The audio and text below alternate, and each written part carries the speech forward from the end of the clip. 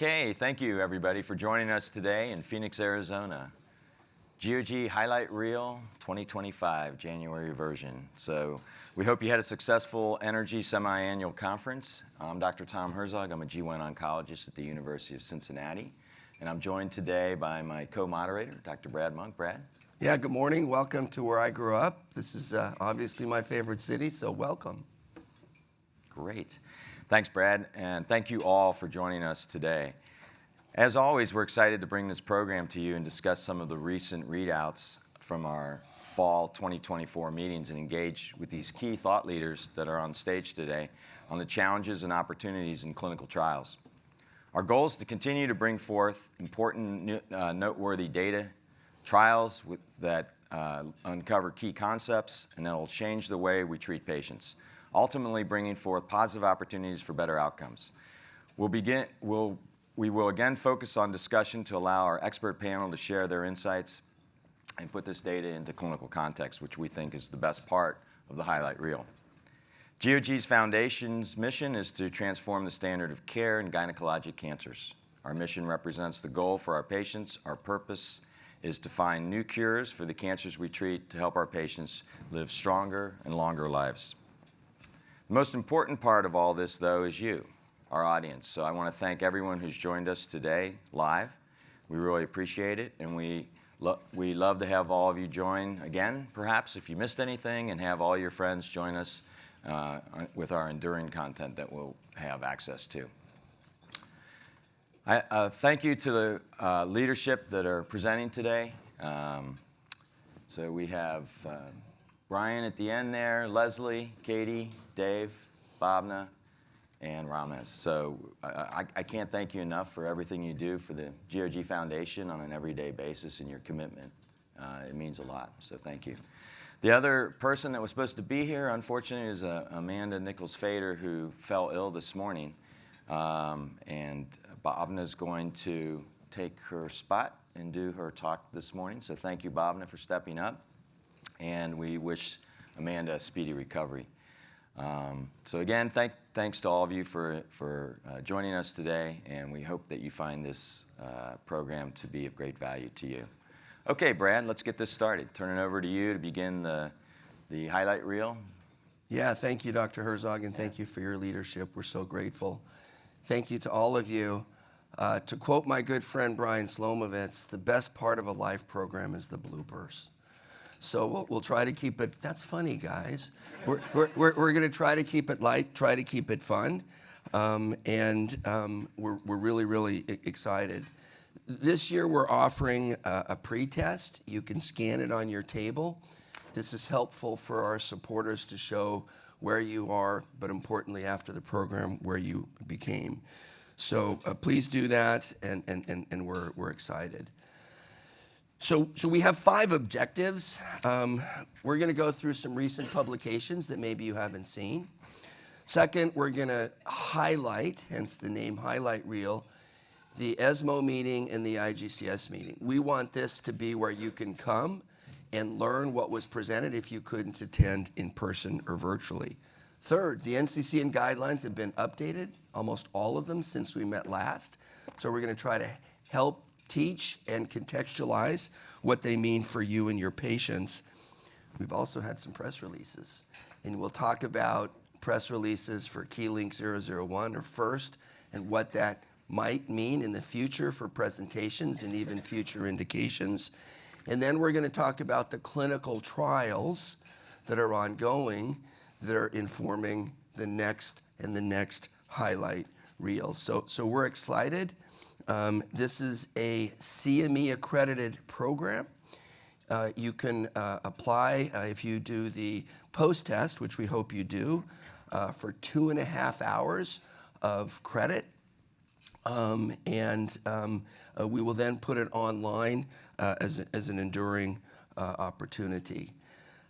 We have accredited, as I said, these are our disclosures. This is an independent medical education. The sponsors had no input into the content, but we're grateful for them for what they provide for our patients on a daily basis. So this is also online. but we're very careful to adjudicate and report these disclosures. So again, we're here and we want you to get CME indication. For some of us like me, where the board has the mock certification has been my CME certification. I got a buy because of the hurricane. So now these CME things are more important this year. So these are commercial supporters for the independent medical education.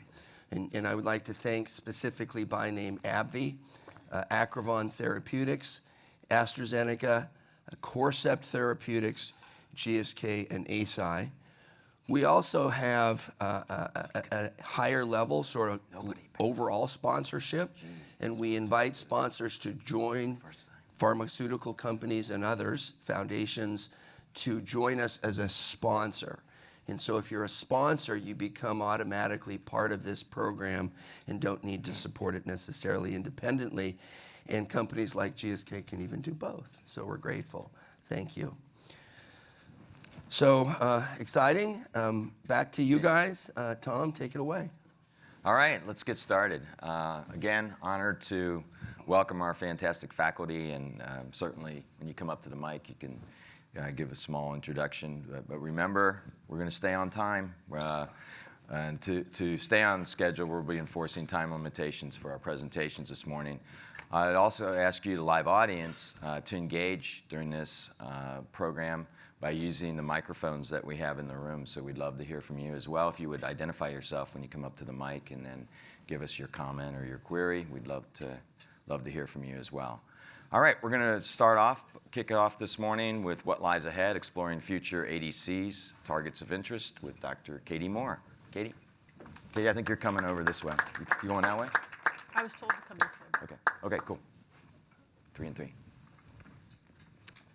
I was going for the plush chair first. Good morning, everyone. We're so glad that you stayed for a little bit of extra time after what was a very busy, and I hope you found educational NRG meeting. We're going to have an interactive conversation, and just to reiterate what Dr. Herzog just said, come to the microphone, ask questions, give comments. This is actually a place where you can just give an opinion. You don't have to have a question, and we won't judge.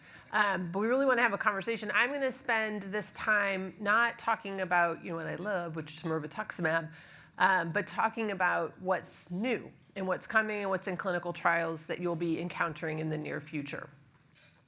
And I'm going to start. I did mention mirvetuximab, and mirvetuximab is, as you all know, fully FDA approved, and we're very excited about that. And thank you all for your participation over about a decade in clinical research that brought that forward. An antibody-drug conjugate that targets folate receptor alpha and has on its tail a conjugate that is a microtubule toxin and currently is approved for folate receptor alpha high-expressing tumors, which is 36 to 40% of our cancers, and NCCN listed for expressing but approved in high. And so the question, so that's the beginning, and we're grateful for that and excited and the drug works.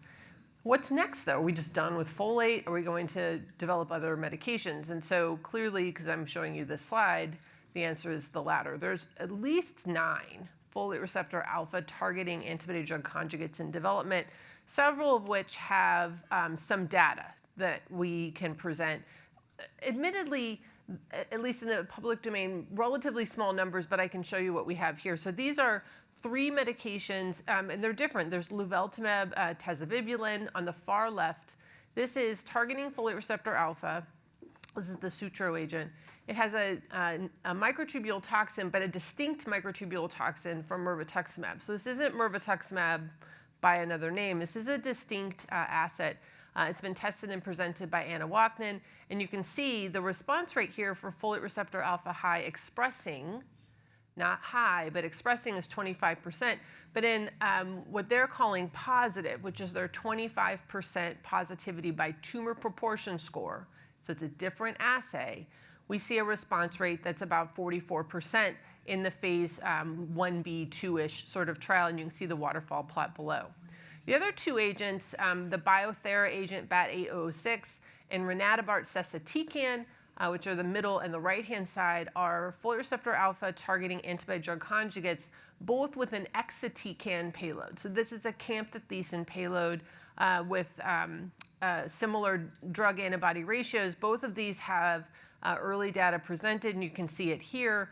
37% response rate in folate receptor alpha expressing for Biothera, about a 50% response rate in the highs. And then for Renatibart, in the 18 patients unselected who are at the recommended phase 2 dose, the response rate's 50%. And I'll come back to that waterfall plot in a later part of this session. And there's even more coming.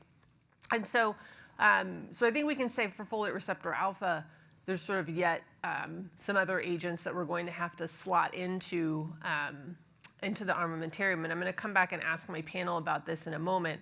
Just to remind you, luveltamab is already in a registration study that was a phase 2 dose optimization.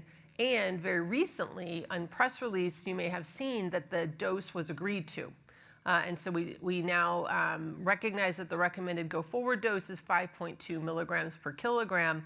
And so this will move into, this will move into the phase 3 registration-enabling trial. So this one's moving forward, as is Renatibart, which is already in a registration-enabling phase 3 study as well in an unselected population. So we're trying to broaden folate receptor alpha targeting beyond folate receptor alpha high. And so we'll kind of stay tuned for that.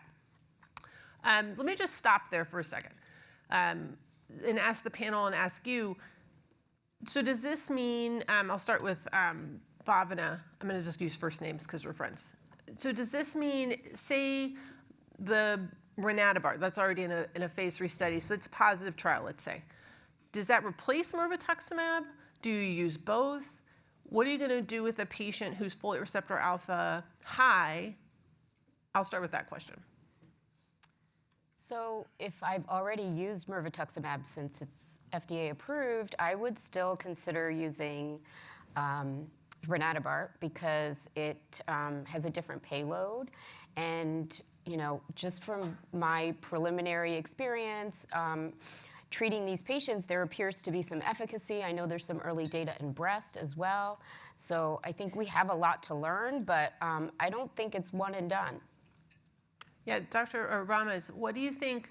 Do you think that, we don't know yet, and there actually is because this is in public domain, there is a cohort for Renatibart that's post-mirvetuximab, which we don't have results yet, so we don't know the results. But do you think, Ramas, that just scientifically there would be any sort of rationale to how you would sequence these two agents? Like, would you use a microtubule first and then a deruxtecan or a exatecan payload, or the reverse, or do you not know? Yeah, what I know I learned from your excellent presentations in the breast world, where we do have some data that would advocate that payload alternating the payload may help in terms of subsequent treatment efficacy. I think to the point made here, the way I view this is, the design of that trial or this trial is not necessarily comparing head to head in the same patient population, one ADC versus another. So we're going to be left, extrapolating efficacy data and trying to understand whether or not you'd replace, or what you alluded to, use in sequence. And personally, if I used in sequence, I would say what I have FDA approval for to use right now with the most robust data in an FR alpha high population would be mirvetuximab, understanding that as this data emerges, we may get a better understanding of efficacy and then adjust practice patterns based on that. And Dave, what do you think, assume that we're going to use that sequence, and we may change our mind, we always have to pivot with data. Would you rebiopsy to make sure she was still folate receptor alpha high, or what's your plan for that? I love that question. I hope as our technology progresses with regards to circulating tumor cells that may not be necessary.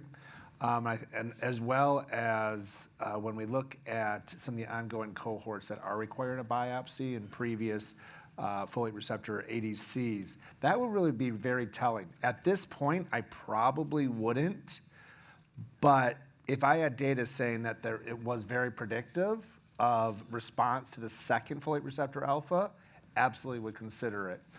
So it's such a great question, and we're finally going to start to get some answers in these cohorts as the results develop. Yeah, I think we'll talk a little bit more about this, but you can already see we could stop right now and just fill my whole time with the comments. But let's move on. So that's folate, just to start, in ovary. HER2, I think, who's testing everyone now for HER2? Everybody, every single person, twice, like looking for HER2 right now. We're all looking for HER2. Why? Well, I'm not going to go over this data too much. This is just to remind you of the Destiny pan-tumor data. The only thing I want to say about this, because I love this data, it's only 40 patients. And there are 40 patients that someone thought to test for HER2. So while exciting and did lead to an FDA approval this year, so that's new in 3+, NCCN listed, and 2+ and 3+, I think we have a lot to learn about how we're scoring HER2 and really who should get these medications, especially when we may have other camptothecin payloads. At ESMO this year, we saw some of the first data disclosures, and this is all abstracts, for novel HER2 targeting agents. This is IBI354 and JSK-N003. These don't have names yet that I'm aware of. They might, that just are hidden. But the IBI354 is already in a phase 3 pivotal trial in China. Both of these studies were done entirely in China.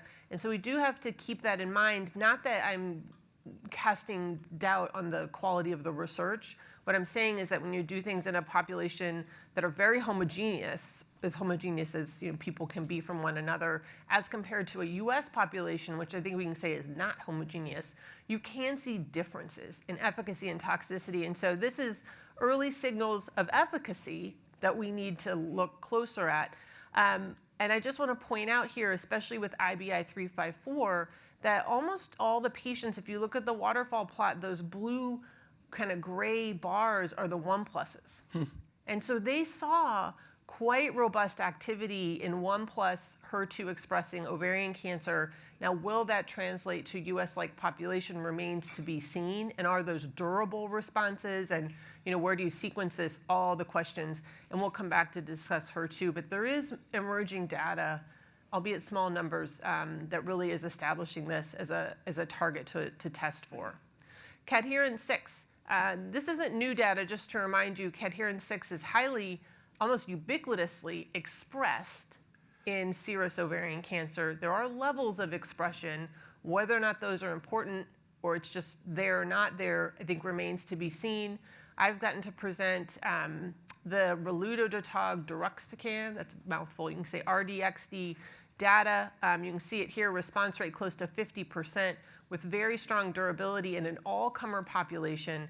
And this has moved into a pivotal registration trial called REJOICE, Ovarian 01, that is a phase 2 dose optimization and biopsy evaluation to really establish the correct dose and whether or not we need what's called a companion diagnostic to move into the phase 3.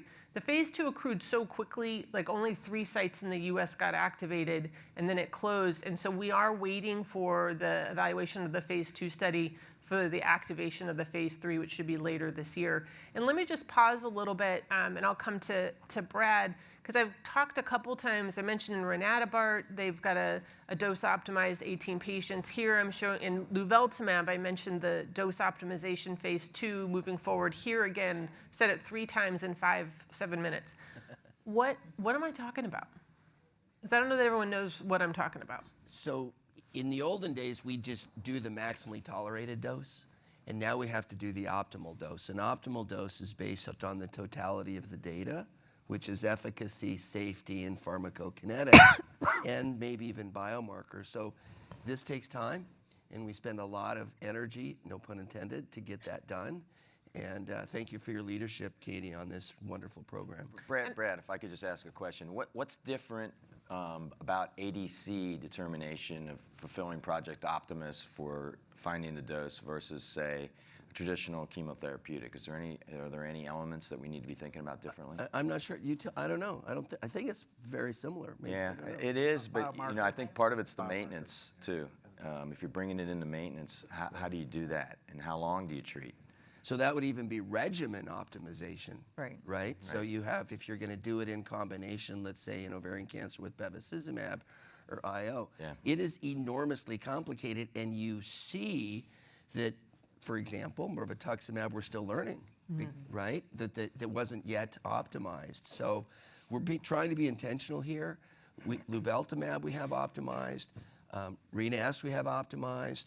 Here we're getting, so that's 3 situations where optimization in the treatment phase, not maintenance phase of the regimen, is almost completed. It's Right. pretty exciting. And Dave, you were about to say something I think also that plays into this question of optimization. Actually, I was going to pivot a little bit. Okay. Deb Richardson's doing an amazing job of leading this trial, Yes. but it went into a hold because it enrolled so quickly in the phase 2. That means we have about 36 sites out there that have not been opened yet. Okay, we want you to continue to work at each institution to what works best in your practice. Yeah. Meaning, I'm having them move forward with the site initiation, and then we'll put it on hold once we get activated. Though the company is kind of holding off on some of that. So work with the CRO, give Deb a call, give me a call, okay? And we can help you kind of go through this process. On day 1, which is going to be second, probably, I'm guessing, just with the timing, second, third quarter, we want all the U.S. sites open and ready to enroll in the phase 3. Ready to roll. Ready to roll. And we want to blow away Europe because they blew us away in the phase 2. That's true. All right? And they're That's true. probably watching. Yeah. Sorry, hopefully, yes. And I agree, Dave, keeping the momentum going. From an operational perspective, I have it open at my site. It's also a lot of conversation with your clinical trial office because, as you all know, they don't like to have trials open that don't accrue. But this trial is so important, so a lot of compromise has to play here. Bhavana. Yeah, just getting back to your, question about the dose optimization, I think the other area where ADCs are more complicated is we have the biomarker and needing to optimize that even in the earlier phase. Right, so do you need a lower dose and a higher biomarker expression? Can you use a higher dose in a lower, Yeah. So and again, we could spend an hour trying to do an education around, because this is coming from the FDA, coming at us about how we know this is the right dose to move into the population. And to the symposium's point, when we're thinking about pragmaticism, and I develop a medicine at 6.4, and I say it looks great in my population in Oklahoma that I looked at all the things, and then I roll it out to the general community, and I have patients coming on that have maybe the kidney center is great, maybe the liver is great, maybe it's PS2, and all of a sudden we have problems. And we've seen that. And so I think we want to just pause a little bit to explain this because things have slowed down. You might have felt that. Things have slowed down a little bit. Like we're like, yay, phase 3 coming, and it doesn't come for many months. This is why, but ultimately it brings the right dose to the right patients at the right time. So we're excited about RDXD. And then TROP2, there's 17 TROP2s in development. Why are there so many? Well, this is why. You're going to see this figure a couple times. The blue dots on the top are any TROP expression, which in ovarian cancer, you can see them circled in red where they are by histologies. It's pretty common, and it's pretty close. Like almost all of them are over 85% some TROP2, close to 100% for serous. Strong TROP2 varies a little. The question we don't know, and really nobody knows in any solid tumor, is how much does the TROP2 matter, the level, and does it matter between agents, and does it matter between different tumors? There's a lot we have to learn, but TROP2 is likely a good target. There's, as I said, 190 of these ADCs in development, 17 of them are TROP2s. And many of the TROP2s, in fact, all of them are camptothecin payloads. We're kind of in a setting now where we have a bunch of these medications that are TROP2 targeting and have a camptothecin payload. The camptothecins differ, deruxtecan, exatecan, belotecan, SN3. Does that matter? Are they different? The linkers are different. Does that matter? Or are those just chemical differences and the drugs act the same? We have so much we don't understand about these medications moving forward. And we're just getting a glimpse at the clinical data. And so this is TROP2 in ovary. This was first data disclosures at ESMO. This is the first time we'd seen any of these agents in ovary. And the signal's pretty good. You see a response rate across the top above 35%, with very reasonable durations of responses, approaching 6 months, and those waterfall plots, look quite nice across different dose levels. And there's just been limited look at, does the level of TROP2 matter? And I'm not going to ask Dr. Monk because he's very involved in this. We have to be careful with confidentiality. But I'm going to ask Brian, does the level, what do you think? Does it matter? Yeah, that's a great question. A lot of times we learn from other diseases, like we're learning from trastuzumab deruxtecan in breast, that it probably doesn't matter as much when we're seeing activity in 1+. I think it's going to be a matter of really closely looking at the data to see what we need. Obviously, in the higher expressors, we learned from mirvetuximab, the higher expressors respond, and that's where the FDA indication is. But we're not there yet. And one of the things you and I have talked about, I think it's more the payload. Because picking the right ADC first is super important, because to expose them to a topo 1, will they respond to another topo 1? Right. I'm not sure if that's maybe more important than the expression. So much we have to know. I think there are a couple things. Like, first of all, I don't know that our biomarkers, are optimized. Like, there's some work going on in the Apollo project and the DoD to show that phosphorylation of these targets is really important. So we're not picking that up yet. Number one. And number two, if you have a common biomarker, it may not matter. We developed tisotumab vedotin for tissue factor, and that's not required to be tested. And that works across the board because it's a very common, biomarker. So again, a lot to be learned. Yeah. Right. And so when we think about ovary cancer, this is, I just made this. I'm proud of this. That's very cool. It's a So little really clunky, pretty, I know. Katie. But just trying to make the point. So in yellow, you can see folate receptor alpha any, because I don't know how to break down the yellow. So 76% have some folate receptor. 47% have some HER2. Mostly this are 1 pluses, but there are some 2 pluses and 3 pluses. Green is CDH6. 84% of serous has some CDH6, and 100% of TROP2 has some TROP2. So if you have a patient who's in this lower red pie, like say you could test all for those, and you find out that she's folate 2+ and HER2 1+, and cadherin 6 positive and TROP2 positive, and you have these available, and I'm just talking about camptothecins, what are you going to pick? And how are you going to know which one to use? Maybe versus this one. This one doesn't have, any of the HER2, but has some low folate, higher cadherin 6. Just to make the point that, and I'm focusing just on the target here. I'm not even talking to you about the linkers, which is all sorts of complicated. So it's awesome to have all of these. I'm excited, but I also think we have a lot of work to figure this out. Just coming around to Claudin-6, this is a microtubule toxin, antibody-drug conjugate targeting Claudin-6. Claudin-6 is the closest target we have to a lineage marker. It really has no normal expression, which makes it kind of a unique target. And this is data that Gottfried Konecki presented at ESMO, updated data with their getting closer to their optimized dose in Claudin-positive tumors, which is most tumors, by the way. So this looks pretty strong, 50% at their optimized dose of 2.4 milligrams per kilogram. It does require GCSF for hematologic toxicity. So even though the marker's not on normal cells, these aren't the perfect magic bullet that we want them to be, because we're still seeing some off-tumor, probably off-target toxicity here. But this is a promising drug now in a phase 2 registration-enabling clinical trial, and gives us another microtubule toxin, to add to mirvetuximab. So we have a class that's camptothecins and a class that's microtubule toxins. And this I just wanted to show because, Brad brought this up, as we start to optimize these in a resistant setting, and what do? We develop things in the resistant setting, we like to move them into maintenance, and then we have to think about the other biomarkers. And this is out of Korea. So we're going to have to redo this in a US-like population. But what I wanted to point out, my little box fell off. That's okay.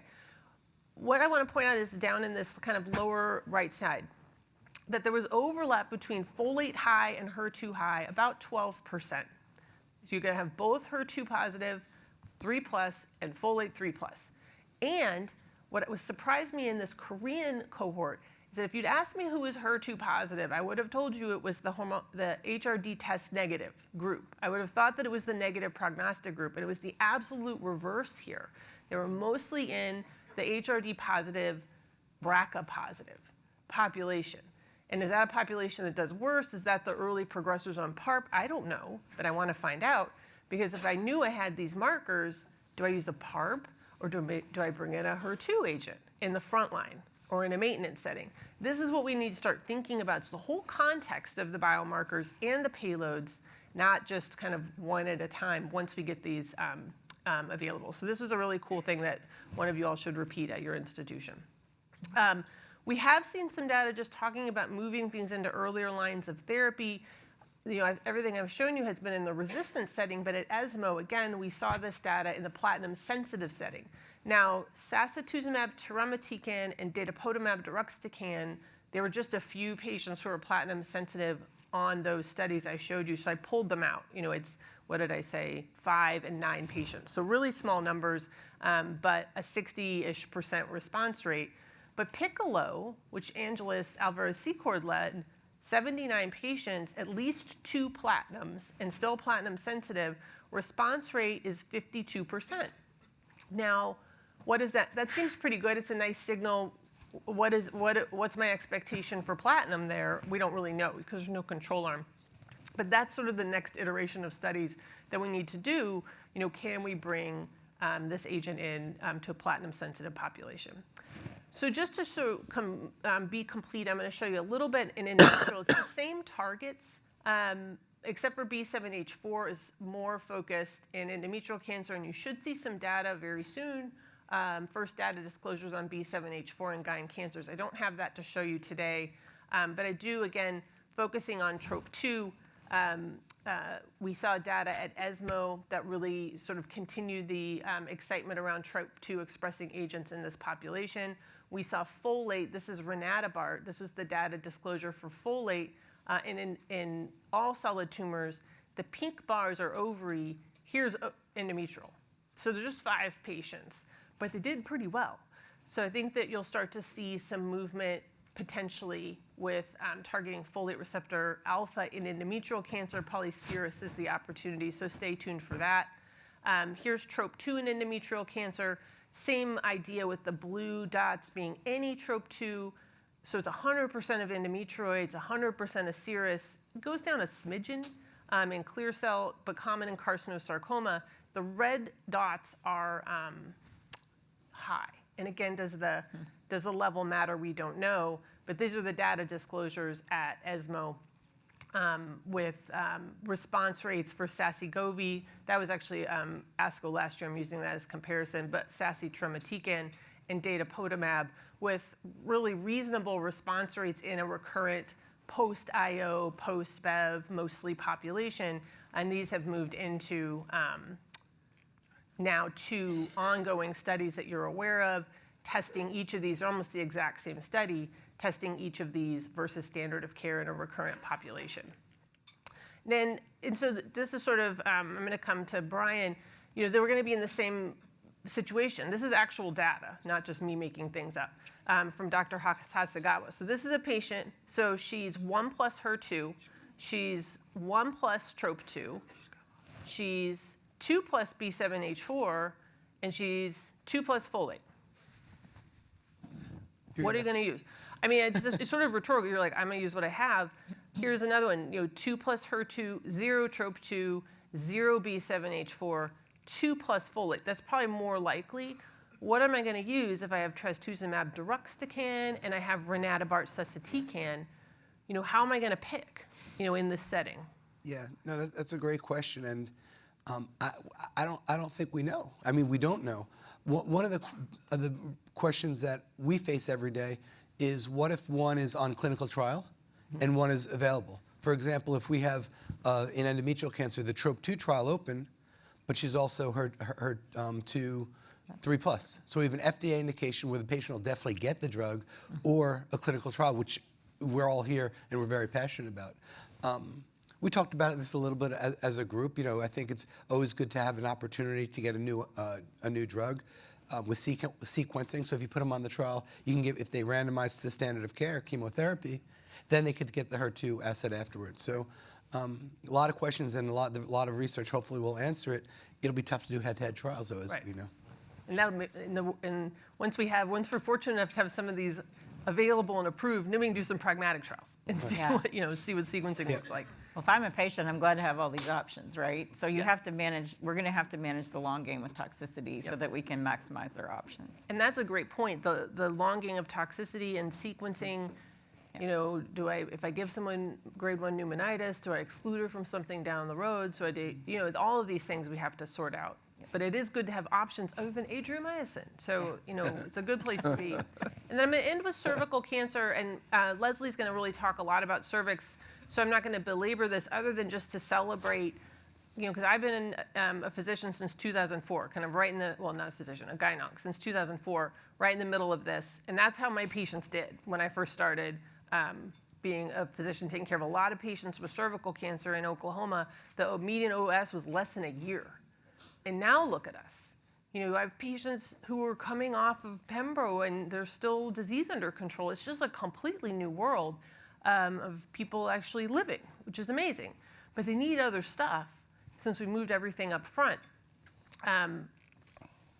We have tisotumab, which we're going to talk about later. But what's next, and what's else, and what's potentially better? I'm going to come back to TROP2.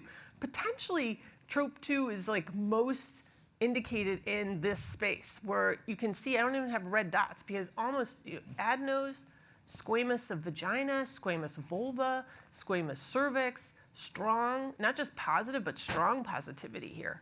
I don't know what took us so long to do these, but we finally saw some data this last year at SGO, sacituzumab govitecan. Now both of these have been done entirely in China, so I hope this replicates in the US, but a 50% response rate in both studies, either saci-govi alone or saci-tirumatican plus Pembro. I don't know what the Pembro is adding there. This drug seems very active, and so when I saw this, I was like, whoo, I want to get this open for my patients immediately. And I do ask whether or not we need pembrolizumab in the recurrent setting. I mean, they were like, oh, it works after Pembro. I was like, I don't care. I just want to use one drug. But maybe I want to use this earlier. We'll have to see. We like to move things up. Let's just figure out how it works in a US population. I'm not going to bore you with statistics. And then how do you put this into context? Now, I mean, I don't know if my partner Debbie's here, but we take care of a lot of patients with cervical cancer. So does Leslie. Like, we live in red states, unfortunately. So much cervical cancer. And now I had tisotumab. I mean, that's amazing. And then I have nothing. Nothing. I have topotecan or pemetrexed or, I don't know, Abraxane. These things don't work. Look at this. Like, it's just a completely different landscape, potentially, for our patients. Here's tisotumab, phase 3 OS data. So we cannot say we're done with tisotumab. This is important. But look at the rest of this. Saci-Govi, 50%, duration of response 9 months. Saci-Tirumatican, duration of response not reached. We have a Nectin ADC, a couple of them. We saw data in cervix, 45 patients, pretty reasonable, with almost a 40% response rate. And then, of course, trastuzumab deruxtecan with very high response rates. How do I sequence? I'm in a sequencing question in cervix cancer. That's a great place to be. And hopefully some of these can be moved up to cure more patients. So what's next? I mean, there's drugs I didn't even talk to you about. We don't have room for all of these for patients. So figuring out the sequencing and the biomarker, right drug for right patient is going to be critical. And this is really what's coming. Bispecific ADCs. Can I hit TROP2 and TROP2? That would be interesting. Prodrugs that activate just in the tumor microenvironment. Those are in clinic, so we can get rid of some of the toxicity and expand the therapeutic window. ISACs are immune conjugates. They've been a little finicky, but we're still working on them. And then dual drug ADCs, can I put a microtubule and a camptothecin on the same drug? The stoichiometry of that's really complicated, so there's a reason you haven't seen those in clinic yet, but smart chemists are working on that. So that's what's going to be next, like really differentiated agents and not just more me-toos. But let's sort out the drugs that we have, and we'll move forward from there. And with that, I think I'm done unless we want to talk about some other. No, I think we're done. Thank you, Agents? Katie. That was wonderful. Yep. Appreciate it. Great talk. Anyone from the audience, any questions at all or any statements? Yes. Hi, great presentation, Josh Cohen, City Hope. Thank you for all the trials that you guys are bringing to the network. Want to ask, bevacizumab, right? We like to add it to everything. It didn't really come up in the discussion of ADCs. Clearly, we have some trials that have been done looking at MIRV and Bev. So I'm curious, in current practice right now, outside of a clinical trial, how are you adding bevacizumab to your ADC armamentarium? And then for purposes of patients, as we open these trials, your best guidance for how we pick and choose, in our repertoire of ADCs, perhaps, what should we be looking for when we're opening trials? How to be strategic about that? Thank you. I'm going to start with Gloriosa and a shameless plug, okay? So Gloriosa, platinum sensitive, after platinum doublet, only in the first platinum sensitive, so second line. If they have Bev, at least 3 cycles with their platinum doublet, you can pre-screen them or use your commercially available test in the US, okay? And you'll know if they're high expressor. If they're high expressor, you'll have access to MIRV at a 1-to-1 randomization with the MIRV Bev. So the first way I'm looking is screen for those patients, because we know it's only about 1/3 of our platinum sensitive patients. So we want to capture every one of those, okay? We can get into managing the proteinuria and stuff like that during their induction chemo.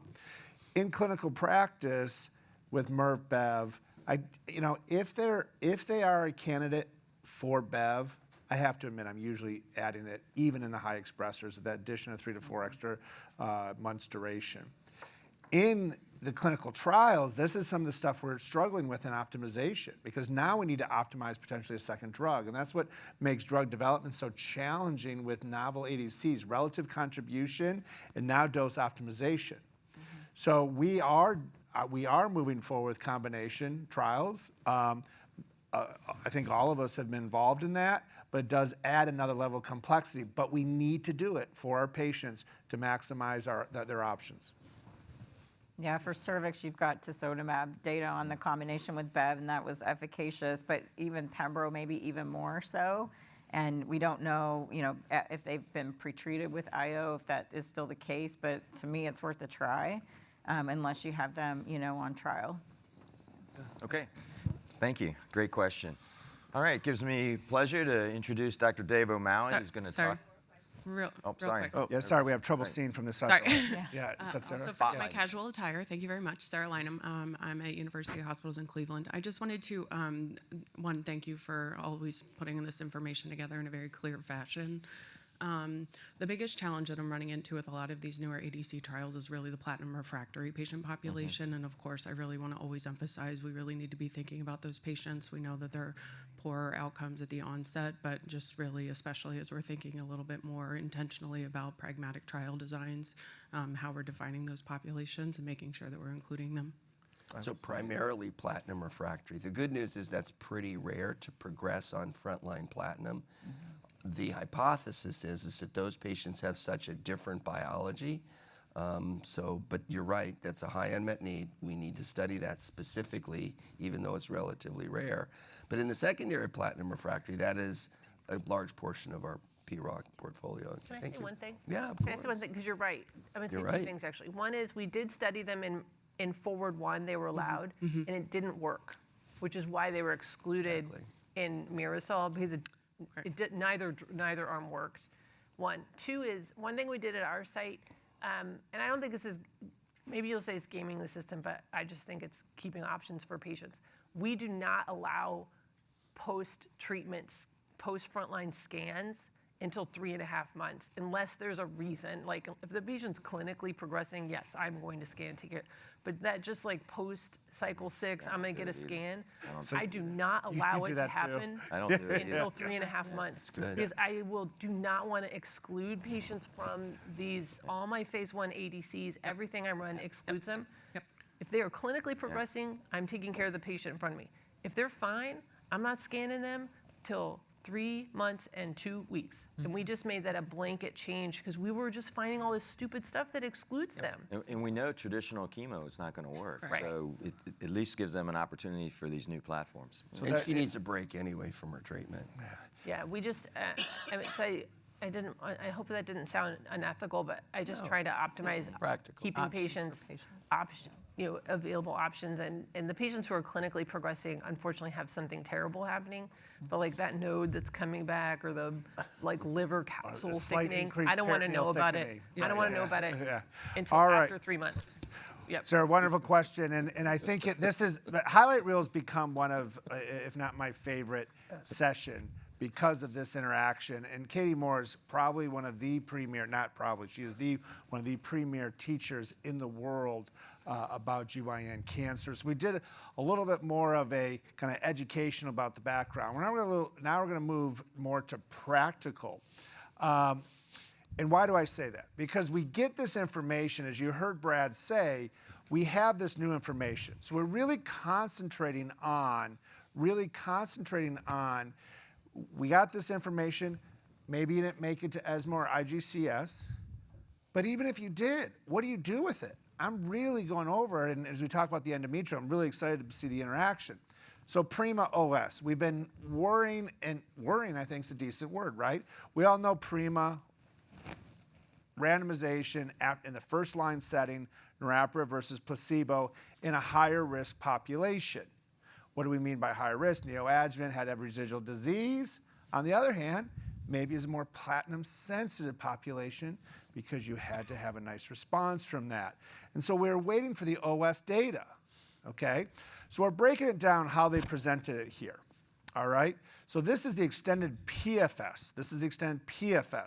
The reason I kept the PFS in, even though OS is one, it was updated, and two, when we look at those who didn't recur, in my mind, that's more important than the OS in some ways. Those that don't recur never need subsequent therapy. You heard Tom use, I think first time ever, curative in our mission statement. I was actually at an advisory board the other day. They put cure on their slide. We can't be afraid of that word. If you say long-term progression-free, if you say long-term disease control, that's fine. What we're trying to do is cure more patients. And we're talking about 4 and 5 drug regimens. We better be seeing cure on more patients. I'm talking about the cost, the toxicity, and what they're doing to our patients, right? So when you look at these long-term progression survivals, you see the events beyond 3 years go to very, very few, less than 3 to 5% per year. And so you see a flattening of those curves. HRD, we're doing a decent job. HRP, we're not. So that's the opportunity. How about OS? All right, I know that we're all like, okay, is this gonna hurt? Katie Moore, I heard you say, and I'm more worried about HRD. Can you explain a little bit why you said that and a little bit what these results, clearly there's no difference in these. No difference, There's yeah. no difference, right? Yeah, I was relieved to see this because I was worried. I was actually worried about the OS and Prima because it was taking too long, and I was like, eh. But I was very relieved to see it. I was worried more about the HRD because the HRD test negative, they just were not on PARP for very long, and the tumors are already biologically probably bad actors, and so it's hard to say, well, the PARP's making that worse on subsequent lines of therapy. But an HRD positive tumor that's getting some benefit from PARP, and then we're maintaining it for out to 3 years, and it's starting to grow back some point during that, were we inducing some worse mechanism of resistance that led to a flip, of the OS? So that's what I was quite honestly worried about, and we didn't see it. So I was very relieved to see this. Yeah. Bob, now you've been on the majority of many of these publications. Did this change how you're using PARPs, niraparib specifically? Did this influence where you were in the treatment paradigm? Yeah, no, it didn't necessarily change what I do, but I do worry about the length of treatment, for 3 years with niraparib. So I actually use it for 2 years, the way Solo One did. So, that's the one thing I have changed. How many of the group, if they use niraparib, use it for 2 years? All right, interesting. How about in the audience? If you use niraparib, you can use it for 2 or 3 years. For those who are going to use it for 2 years, okay, 3 years. right? I mean, listen more to the data. I mean, I think, but the concern in that progression on PARP is real, is where that's coming from in mind. So when we have this here, how do we put this into context in the other? So I try to do the most apples to apples I could. Cross-trial comparison, we never do it because it's not. Doing it right here. Keep Oh, going. okay. So we have the Prima in the upper left. Remember Solo 1 is only BRCA. All of the others are BRCA positive / HRD positive, meaning HRD positive, okay? So the best I could with regards to OS. And all of them have different levels of maturity. So I originally had curves and lines at 50% in 4 years. It looked ridiculous. These guys made fun of me. So I just put the curves up, all right? Brad, I know this is one of your favorite.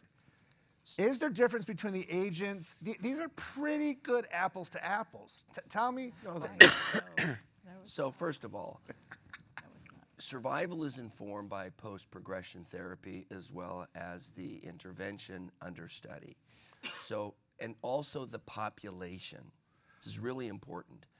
The population, for example, in Athena was highly platinum sensitive, okay? Even in Prima, you had to reduce the CA-125 by 95%. Very different than Pala-1. Pala-1 was done in Europe. Started with bevacizumab. So I think that's why in Pala-1, olaparib did not work in the HRD test negative because it wasn't really designed in the highly responsive patient. It's not because olaparib is worse than niraparib. So you sort of have to interpret this in the light that is shining on it. And back to Prima, don't ever say, oh, I'm not going to use frontline PARP because there's no survival advantage. That is a very naive comment.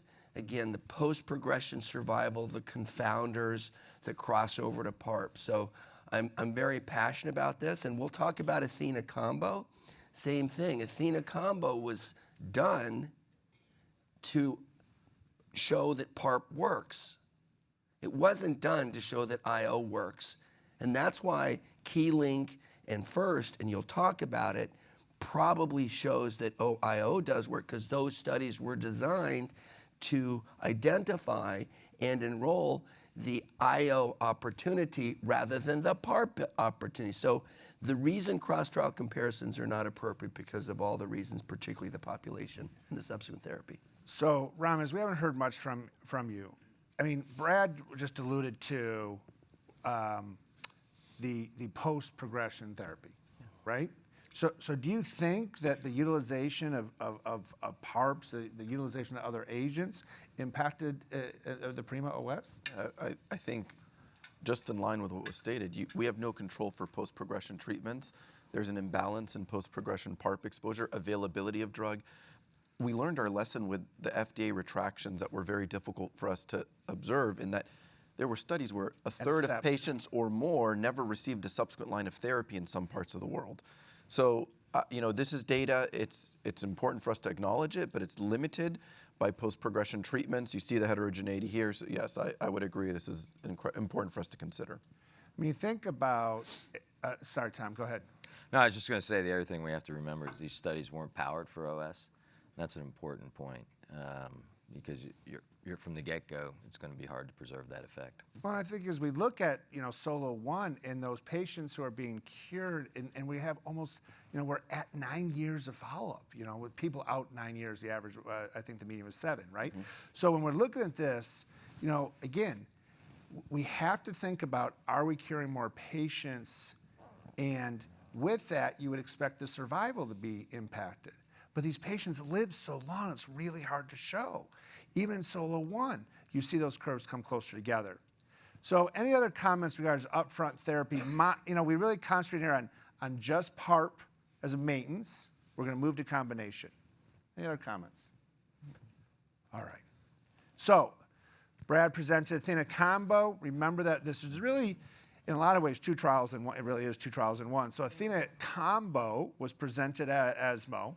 And this is, again, you already heard kind of this segue there, but looking at rucaparib-nivo, and we already had the rucaparib the trial, okay? So We included all three curves here. And I use this slide from your presentation, Brad, because I think it puts into context. I'm not going to ask Brad to answer this. Katie, did we, you have a little bit of experience in using IO in ovarian cancer. Did we hurt people on this trial? Well, it's not a two-sided alpha, but it seems that we did, right? So I think if it had been two-sided, it probably would have been statistically significant for harm. So yeah, we definitely didn't help them. And why do you think that is? I think that's going to be something we are thinking about moving forward. One of the big obvious places that I think many of us looked is the discontinuation rate in the combination arm was quite high. And I don't know if you have that. It was quite high. And unfortunately, when patients discontinuation for toxicity, not for progression, that was quite high as compared to the rucaparib alone arm. And so unfortunately, when the patients on this study discontinued because of toxicity, they discontinued both, the nivolumab and the rucaparib, instead of just continuing rucaparib or moving to another PARP. So it seems like you had enough patients just stop maintenance that, you know, it's not that big a study. It would statistically have skewed the PFS in a negative way if you had a group continuing PARP. So And that's a great segue, because we had a lot of conversations about we should do biomarkers selected, right, Brad? A lot of conversations. But even the biomarkers selected, this small, in a 4-to-1 to 1-to-4 randomization, so very few numbers in the control arm.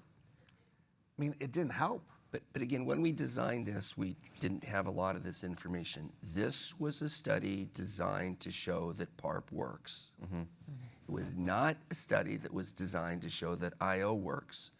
So again, we've learned, and I think that's the biggest explanation of why these are disparate results. Perfect segue. So I'm going to go Brian Brian and Leslie. You know, we're really excited about our utilization of IO and cervix and endometrial, and it's a completely different, right? Completely different. So I'm thinking, I see Athena combo. We're done. It wasn't We're predicated done. by 3 negative trials. Yeah, drop the mic. I'm like, no, this should work, man. The STING pathway, this should work. And then I heard people, do no harm, right? I'm done. Oh, crap. Now, what's this mean? What does this mean? Yeah, it's 2 press releases showing we have positive trials. First in Key-Link. Brian.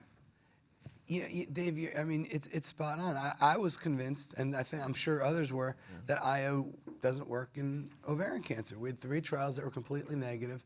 And the biggest question in my mind after those is, why the heck are we doing more trials? And we did these trials. This is, it's always tough with press releases because it's tough to read between the lines, and we look at exactly what the companies say in these press releases to try to, tease out where they're going to go with the data. But ultimately, we need to see the data. We're not sure if this is going to be biomarker driven, which is super important. There's some biomarkers here that'll predict higher response to IO. But Brad has always said that this is the first time in a long time that we have had a positive trial in the first-line setting. And it's great that we're doing programs like this. It's going to be super important to do programs like this after the data's out, because we're going to change, if it changes the standard of care, if the data supports these strong statements in the press releases, we're going to have a lot of learning to do what's best for our patients. So I'm not going to call on Katie Moore purposely, and the reason is Katie is very actively involved in First Design, I think U.S. lead, right, Katie? So I'm not going to call on her to make sure that nobody reads into her answer. But Leslie, what's the difference here? And first, because they dropped the third arm, which was the placebo, right? Right. So they're comparing it to PARP. They have an active maintenance arm here. So what do you think? So, when the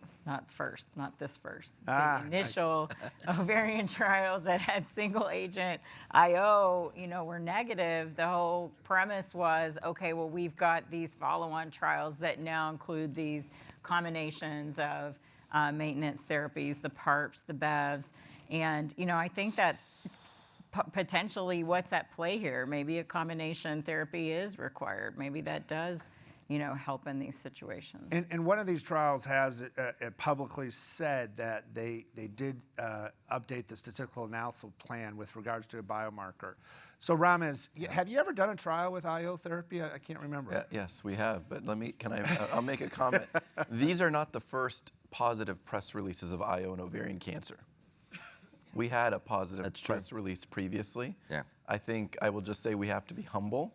We have to wait for the data to be presented. That's not to say that it's not important. This is critically important. These are read out as positive trials. I'm eager to see the data. I will just say, and Brad and I spoke the other day, these are five drugs? Yeah, 5. So platinum, taxane, BEV, IO, and PARP could be a 5 regimen. Like RCHOP for ovarian cancer. But again, BEV is elective. Wait a second. Wait a second. And why do we use RCHOP? Cure. Because we cure kids with cancer. Okay? So all the people, no. You don't want to cure your patient? Let's see if we cure patients. Okay? The one thing I would say, Dave, is Oh, man, I was all excited, too. You ready to go? All right, let's go. What do you got, Bob? What do you got for me? I'm fired up. no, I mean, I'm more excited for these trials to result, just because we know that Key-Link has the biomarker. And from Katie's early Imagine, trial, the PD-L1s seem to, do better. So I'm really looking forward to seeing that. And I'm looking forward to Katie's first trial with the active comparator. So I think the data is really exciting. So I do hear you, Ramez, but So we're going to hear about B21 in a minute. Very excited. There was no tumor microenvironment to educate. In Athena combo, there was no tumor microenvironment to educate. That's what I mean, that how you design these trials informs the technical outcome. And I think making sure we're keeping dose intensity of our most important agents is important. And that's, for me, the learning point. Obviously, I'm being dramatic for effect a lot of ways, but I also am very passionate about curing our patients with cancer. So we've already heard about Piccolo, platinum sensitive, at least 2 lines. Katie dove into it. Some exciting results. What's our baseline here in response rate? I was just thinking, and maybe Tom, so I have a patient, she comes in, she's now 3rd line platinum sensitive. The last regimen, she really struggled with bone marrow. A little bit of hypersensitivity, but we've published multiple times our hypersensitivity. We're pretty good at keeping people outpatient. But I just found out she's folate receptor alpha true positive, greater than 75%. I mean, is that a person I should be using? I should be using Mervant? Well, I think this data supports that. I think we're going to be looking more and more at, can we substitute for chemo with these ADCs? And so, yeah, I'd consider it strongly. I'd just push back on you a little bit more. You had one of the greatest lines yesterday. ADCs are chemo with better cartoons. Right? They are chemo. For MOA, yeah, they're smart, they're directed, they're personalized, but they are chemo. Yeah. All right. So this is our current frontline and GOG partners, okay? We'll talk about HOT in a second. We have 2 other frontline trials coming. They're not on clinicaltrials.gov, so I'm not going to discuss them here. They're frontline. Gloriosa, we've discussed, right? Platinum sensitive. 2 more platinum sensitive, okay? They're coming. Your sites may already have signed CDAs, all right? And then we're going to hear from Bob now about REP 3001. So I do want to talk a little bit about this. HIPEC is a very passionate subject, okay? So when we look at this, we designed a well-designed clinical trial. You're going to tell me about in a second, Leslie. But Chipper, 2 years ago at ASCO, but just got published, so we included it here. It's a positive trial. I went back, Brad, we had a conversation yesterday. I forgot that OS was the primary outcome here. So it was actually a positive trial. So Leslie, now this is platinum sensitive, but it's HIPEC and all the issues. And so why did you design HOT with regards to not just HIPEC, but the maintenance? Why does this call into question here? I think this supports HOT as a trial. Platinum sensitive, completely different line, shows we're not doing harm. But what's the problem with all of our HIPEC trials? Well, none of them mandate the maintenance. So the maintenance is all over the place, which I'm getting a little bit worried that we're going to have to amend HOT for the maintenance to be all over the place and have more options given this, IO data that we just discussed. And we've already discussed adding BEV as an option instead of, HOT is designed to uniformly give niraparib because at the time that the study was designed, we really wanted to isolate the effect of HIPEC, take out the maintenance variability, and give an agent that was available to all patients and all biomarkers. And at that time, this was niraparib. So, as time has gone on, that has gotten more complicated, and we may need to vary this maintenance a little bit. But, I was very happy to see the PRIMA data without an OS disadvantage, especially in the HRP population, because we are using that to have a uniform maintenance in HOT. Yeah. And I know there's a lot of talk with regards to potentially allowing BEV, which a lot of our investigators have said. So that may be an amendment that we'll continue to. If we do add that, we'll stratify for it so we at least kind of continue to control it scientifically. I already done my shameless plug for Gloriosa. Okay, so one more shameless plug. No. All right.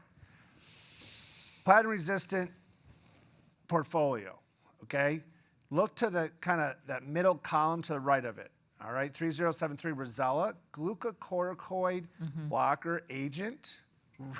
More and more data showing that the potential hormonal influence in high-grade serous ovarian cancer. And this trial is really testing that, and we hopefully will see those results shortly. We've already talked about the next three on there, right? Artistry 7, Tom, we have to be seeing, I'm not going to ask you to say anything, but those results have to be forthcoming. Also, IO therapy. We still are enrolling 3076 on Prime. There may be an opportunity for a couple sites there. If you are interested, let us know, okay? We saw Joyce Barlin present 3081. That's completed. Very interesting results. We'll see if there's a pathway forward there for combination IO therapy. Unfortunately, 3084, Katie's trial closed, not because of toxicity or lack of efficacy, but prioritization from the company. And we'll talk a little bit more about the WE1s with Brian's talk. So Acrivon is a trial that, Brian, it's the last one on the list here, and it's both an endometrial and ovarian cancer trial. And it's really interesting. It's check 1, check 2, a fair amount of data from earlier phase trials, actually in ETCTN that John Hayes led. Interesting drug. It's in both of our portfolios. Tell us a little bit about that. Yeah, it's an interesting trial. It's looking at the check 1, check 2. It's whenever you have a trial that's looking at 2 disease sites, perhaps the sponsor is going to proceed with one or the other. We're not sure. The nice thing about the difficult thing, it requires a fresh biopsy. It'll assign the tumor as either oncosignature positive, which is proprietary, or oncosignature negative. The nice thing about the negative group, patients are still eligible, and it's adding in low-dose gemcitabine, which may help to augment the response. The confirmed response rate that's reported monotherapy, as mentioned, 63%, which is, interesting. It also allows us to an option in endometrial cancer, where I'll talk about post-platinum, okay, post-checkpoint, which we need better options for. So, which is makes it more exciting. Really interesting. I think not only are we have the personalized medicine, but we also potentially, what we talked about earlier, better biomarkers to make these decisions. And this is a little bit of the start of that. So happy to take any questions. Dave, that was excellent, and thank you. I wanted to thank the group for enrolling Rosella. Well, that was the first one on your list. And, the glucocorticoid pathway has been very interesting, and we can inhibit it, as you know, with a very well-tolerated oral medication. So that's probably going to be the next one. And it used nab-paclitaxel as the chemotherapy backbone because it doesn't have to be given with dexamethasone. So thank you, Dave, for your leadership. And Ramos, take it away. All right, we're going to try to make up a little bit of time. I know engaging conversations. I'm fortunate enough to talk about endometrial cancer. A lot of change is summarized in this slide. And this is just a snippet of the FDA approvals globally that have impacted therapeutic treatment in the endometrial cancer landscape. But thankfully, there's a lot of contentious topics for us to digest together today. I will say that none of these FDA-approved indications specify a requirement for measurable disease, and we'll talk about the potential relevance of that. But essentially, all patients that were enrolled on the clinical trials that resulted in these global FDA approvals had measurable or evaluable disease at time of enrollment. So we have a clinical dilemma that I've summarized at the bottom of this box. And recently, we had the presentation and publication of the Keynote B21 GOG 3053 clinical trial. This was an adjuvant study. For the sake of time, we're not going to go over the schema, but I will just highlight the fact that it was a very heterogeneous population that enrolled onto this trial, a proportion of whom were mismatch repair deficient, and the granularity around that DMMR population is distilled out in this slide here as well for your reference. But I will talk to my colleagues and I will say, so we have a clinical trial for which the primary efficacy endpoint was negative. But we have a mismatch repair deficient population with a hazard ratio of 0.31, very similar, if not identical, to the hazard ratios we saw in the prior trials. And we're obligated to figure out what to do with this data because life is life. We don't always design the perfect trial. So I'll start, Bhavna, a completely resected, node-positive, DMMR endometrial cancer patient. Are you going to use immune checkpoint inhibition with chemo, or are you going to give that patient chemotherapy alone? I'm going to use immune checkpoint inhibitor. I mean, this data is so compelling, right? I mean, 280 patients in this group, right, of DMMR patients with a hazard ratio in line with all the other trials, 0.31. Rob Coleman is losing his mind right now at his conference. Why is that? Unplanned, subset analysis, no alpha allocated. It's a negative trial. So you're saying you will not use it? I didn't say that. I mean, there's statistical sense and there's common sense. That's Right. I was going to say, we don't live And that's why I mentioned Rob Coleman's name, baby. I wish we lived in a perfect world. Does anyone, by show of hands, would anyone disagree? Would anyone not use checkpoint plus chemo plus maintenance checkpoint in a node-positive endometrial cancer completely resected? We won't make fun of you. I'd love to. No, honestly, I'd love to hear. Okay. No, Sounds but- like we have consensus. So I guess this is not very. We're making worse decisions on subset analyses in different situations. We'll talk about Keynote 18. right. Yeah, we're Well, That's let me right. just we're say on then, the side of cure. the flip side of that is we had mismatch repair proficient adjuvant patients. Very, very desperate cohorts here. Some stage 1 with myometrial invasion, P53 mutated, who we know are very different than a PMMR node positive. The hazard ratio in the entire cohort was negative, but if you start to distill down, look what happens to that hazard ratio. It essentially keeps going in the right direction. So Katie, is the door closed in PMMR completely resected? Or is it a patient population question, or are we just done with IO in these patients and say, forget it, let's go on? Yeah, I think that's a great question. This data caught me off guard when they put it up. The hazard ratio, it's kind of like Athena. When you see a hazard ratio that's very much above 1, it gives you a lot of pause. Because I really feel like this was adopted when Ruby and 018 came out. People are like, okay, well now I have a 3C2 resected. That's a high-risk patient. I'm going to use chemo pembro because you can. Insurance wasn't blocking it. And this came out, and I was like, woo, who are those patients? Are these completely different than the patients that were in your study? Is it all about measurable disease, or is it about molecular subtype? Is it NSMP here? I mean, I just think we don't know what drove a 1.2. So until we know, I would not use IO in this population in any circumstance. I would not. I mean, is it education of the immune system. I mean, do you need to have something there? But why does it work in DMMR? Is there enough microscopic? Is there enough preoperative education of the immune system in a DMMR patient? Like, it somewhat doesn't make sense. It's so pronounced in the DMMR, but maybe harmful here. I guess we also don't know, at least I don't know, I don't remember, who was the DMMR versus the PMMR? Were the DMMR more node positive or node negative? Was this the reverse? Because the DMMR population is pretty small. So if it was driven by a subset that did benefit, that could have driven that, and this may be real. I just don't know. I believe the DMMR subset, and I would for sure use it. Right. But this makes me very nervous to use it outside of DMMR.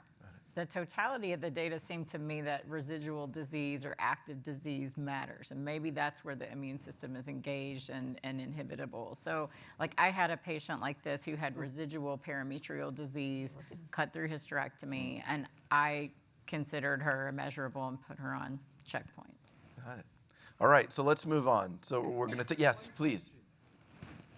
Do you use radiation therapy in the DMMR? And if so, what's the sequence?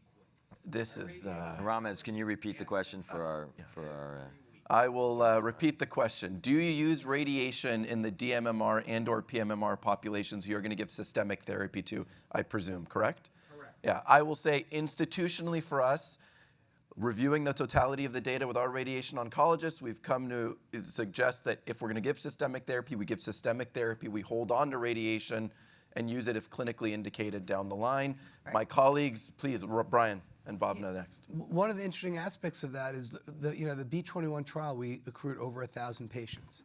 The reason why in an adjuvant trial we were able to accrue over 1,000 patients, to your point, is radiation was optional. So we did, there are some, we just kind of heard the effect here, just as systemic therapy. In that trial, there are some folks and some centers that are very passionate about the radiation with the systemic therapy, and we allowed for that. But at the same point, that it didn't change the ultimate. It was the results there were aligned with the conclusions. The other point I want to say, and we talked about systemic using checkpoint in the setting. Confusing to some of us is that we already have an FDA indication in that setting. Because while the Ruby trial, for example, did not look at 3C1s or 3As with the PM, in their trial, the FDA indication allows for advanced stage disease, which adds more confusion to the situation. I would agree. I think that's a nuance that we're having to face as clinicians as we treat our patients. Now, this is no less contentious a topic. That's why I like discussing it. Biomarkers informing therapy. This started with Ruby. You guys are aware of that data. And then Dr. Weston presented the molecular classification of DuoE. So let's start with PD-L1. How do we make sense of all this? Are we getting ourselves in a quagmire doing this assessments of biomarkers after studies are completed with primary efficacy endpoint? We see discordant findings. We see whether PD-L1 matters in one and not in the other. Is anyone using, Bhavna, PD-L1 is a biomarker in endometrial cancer for IO? I don't think it's a biomarker in endometrial cancer, and I don't utilize it. Okay. So would you advise against using it as an opportunity to inform IO response in development strategies? Yeah. I would. Does Yeah, anyone? it's called DMMR. All right. Yeah, the biomarker is DMMR. You make my life easy. We have a better one. What about this P53 quagmire? So you have a PMMR, P53 wild type, P53 mutated. Are you using P53 to make a decision about systemic therapy? Again, recently presented data, discordant. In fact, you have 3 buckets. In DuoE, the durvalumab with chemo was flip-flopped from durvalumab plus olaparib, which was discordant from Ruby. So what do we do with this, you guys? Do we use P53? Is it false discovery? Leslie, what are you doing I with P53? think eventually we'll use P53, but at this time it doesn't inform really anything over the PMMR. Okay. And I think here the PMMR is more informative. Now, when you get into more like DDR-targeted therapies, then maybe our P53 is going to make, more of a difference. it didn't really make as much, and this is the Durva data here, not the, you don't have the olaparib data here. But, you know, not Olaparib much- was, The olaparib was 0.45. opposite of this. yeah. So this is my, Right. so how do we make sense? Is it the olaparib? What is Durva doing? You can't tell. Yeah, you So can't- this is the where, Right. problem Bhavna, go with ahead, please. subsets Yes. and trying to make more than, you know, what we should. We should follow the primary endpoint. And they're not independent. A P53, PD-L1, DMMR, it's a Venn diagram. And Overlap. again, these are exploratory endpoints. This is equivalent to the cross-trial comparison. Don't do it. And it is what we need to do every day when the patient's sitting in front of us. Well, there are lots of things to So you have to make, this week I saw 2 patients remote from their primary diagnosis, both in the NSMBP, right? Yep. And completely resected. One was a lung cancer, one was a colon. They thought was a colon cancer, ended up being her recurrent endometrial cancer. Completely resected. NSMBP, P53, wild type. I mean, am I going to give her IO? Am I going to just, these are the questions that if I don't know what to do, they would have been eligible, and if I follow the data, I should. Yeah. But when the patient's sitting in front of her, she has a 10 years disease-free interval and she's completely resected, I'm like, that's what I'm challenged with on those patients.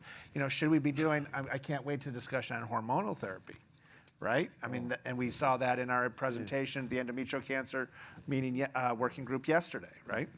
So for the sake of time, this is an overlay. We're all incorporating some degree of molecular testing. We don't really have time to get into the nuances of what you're doing and when, but we are having to make practical decisions. We have a patient in front of us who's going to be HER2 2+ or 3+. We have a patient who has metastatic disease, and we have to figure out, what do I do? Do I give chemo, trastuzumab maintenance? Do I give chemo and then TDXD maintenance, which I've seen in clinical practice? Do I give chemo IO maintenance? It is a very complicated Venn diagram, as was already alluded to, and we have some data that argues about the efficacy of the anti-HER2 strategy. So, team, what are you guys doing in that case? What are you giving in that HER2 positive metastatic patient? Are you giving them? Oh, I put on a study, and I think in study just reopened 026, and I will say I was sort of negative about 026 for a while when the ADCs came out. I'm like, why are we studying a drug that's quarter century old? I said that. And You did say that. I did say that. I remember. But I think maybe I'm right.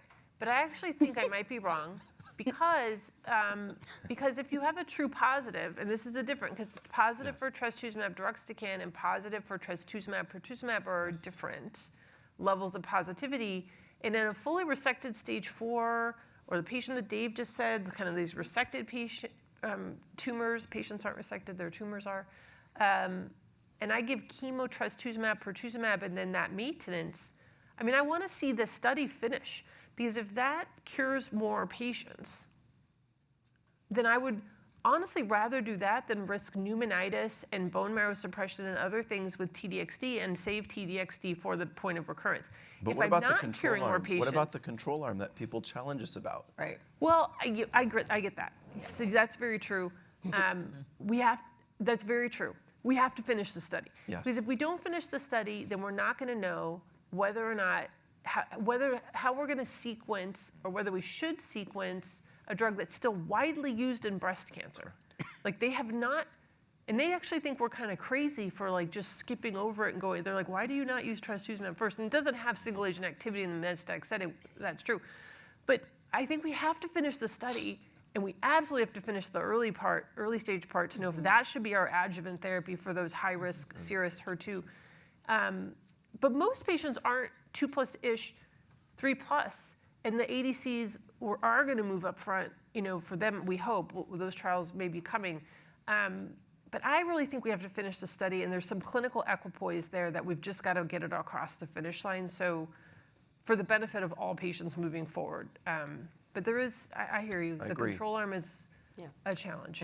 Completing the studies is critically important. I advocate 100% for that.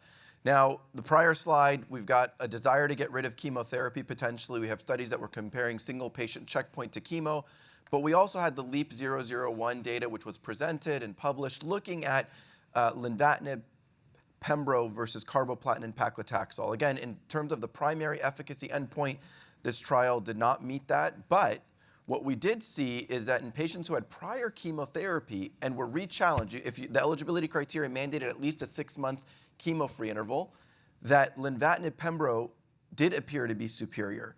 So did this data just reinforce the Keynote 775 opportunity? And you say, listen, Ramez, I knew this already. Lenvatinib pembrolizumab, effective strategy. This confirms what I'm doing.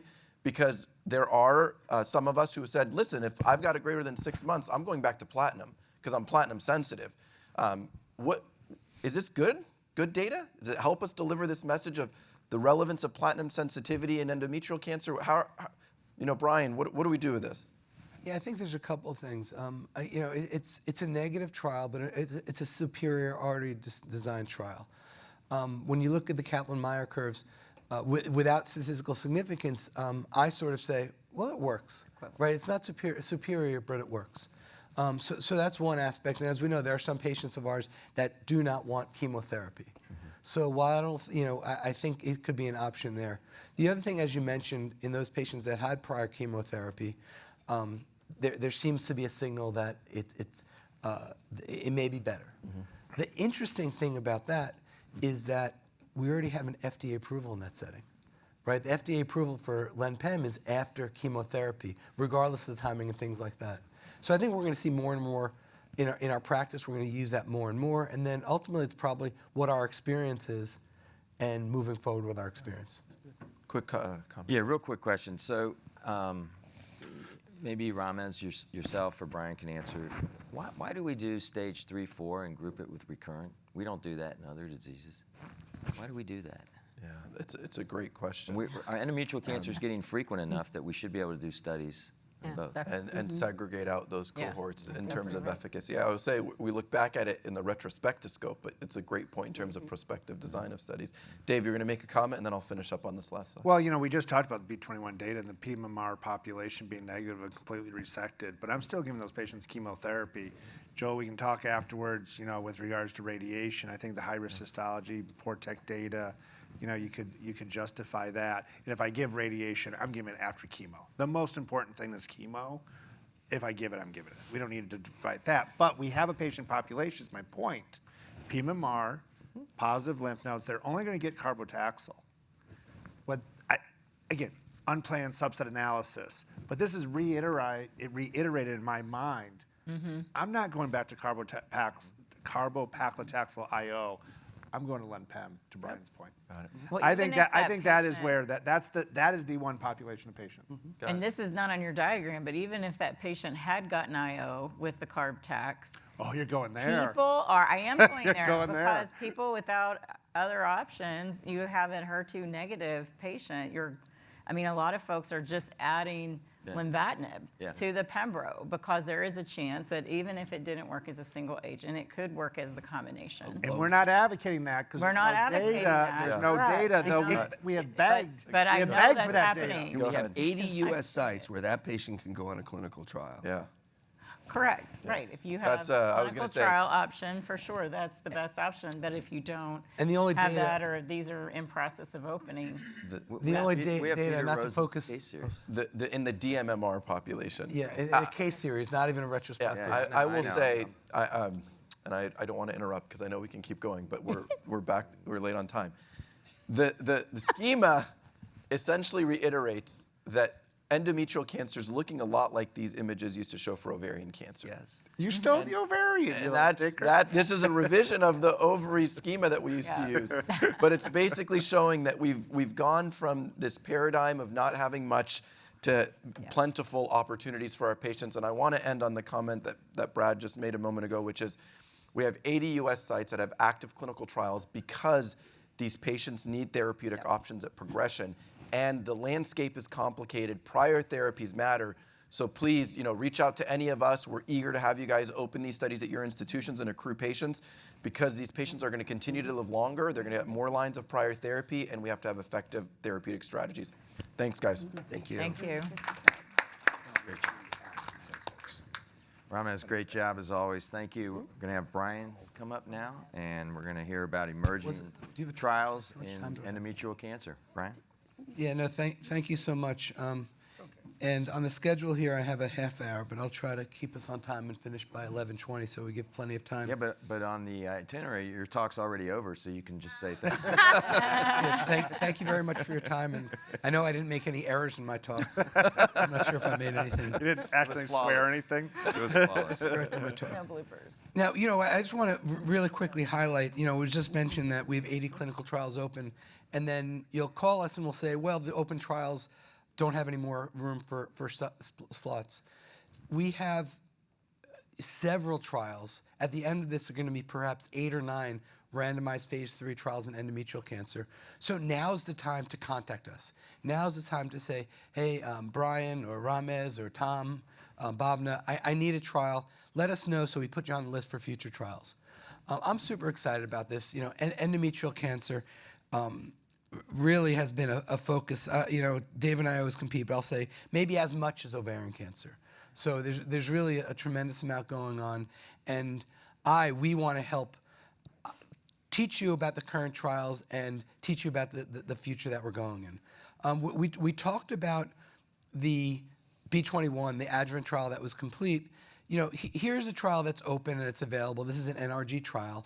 This is a large global adjuvant trial that we're looking at how do we best treat those patients with earlier stage disease to give them the best treatment options, but even perhaps de-escalate some of the care, as we see in the in the bottom slide, the bottom cohort, the POLI mutations. This is something we'd really encourage you to consider opening. It's a phase 2 or 3 trial. Talk to us further if you're interested, and particularly in the NRG group. But we need more adjuvant trials, and we're working on them. But at this point, this is the trial that we have in this setting. The continuing unmet need in the is the adjuvant trials, as mentioned. GOG 3053 was completed. Is it possible to do another adjuvant trial? Ramez, you're very thoughtful about this area, and you spend a lot of time on this. If we're thinking about adjuvant trials, what do we need? If we're not going to use the B21 regimen, which sort of that's the consensus, what are your thoughts? Biomarker-driven, perhaps hormonal? What are some of the thoughts you have? I definitely think there's opportunity in the adjuvant space, 100%. I do feel like we have to be thoughtful about the population, not just the biomarker. The FIGO staging was revised to include molecular features to inform stage and risk. But that creates I alluded to it in the prior slide, a very heterogeneous bucket. I don't think any of us would sit here and say a grade 2 endometrioid that happens to be P53 mutated with 10% myometrial invasion is the same as a node positive. And so we've got to be, as we design these trials, we have to think strategically about who are these patients, what's their risk of recurrence, because that's going to clearly impact the design, and whether the biomarker is relevant for them. And if we do that well, I think we have a great opportunity to improve clinical outcomes in these patients, but we just have to be judicious so that we don't get ourselves in trouble with too heterogeneous a population. Yeah, no, that's a great point. I just want to highlight one of the things you said. You talked about an invasive non-endometrioid histology.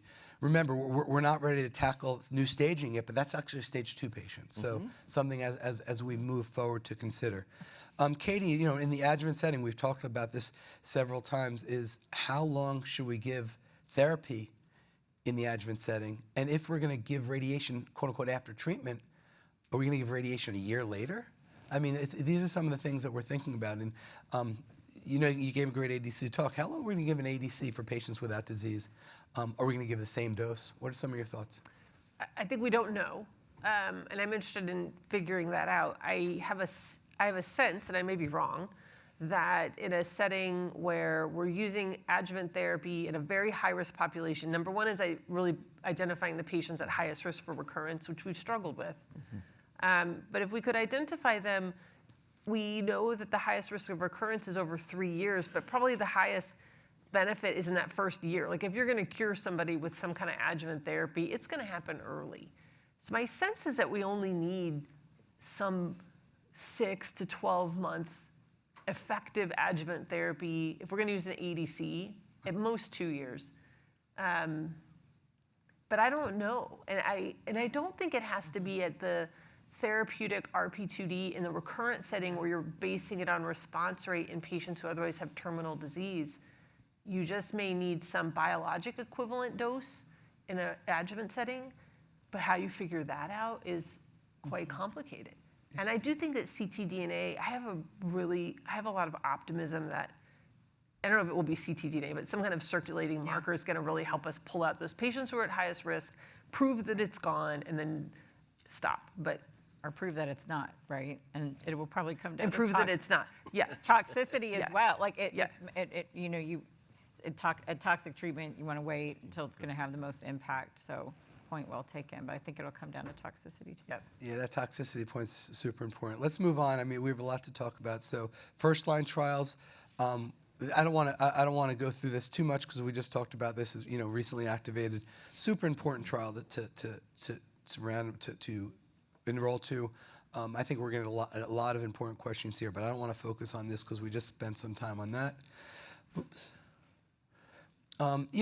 We talked about the role of IO therapy in the PMMR wild-type P53 patients.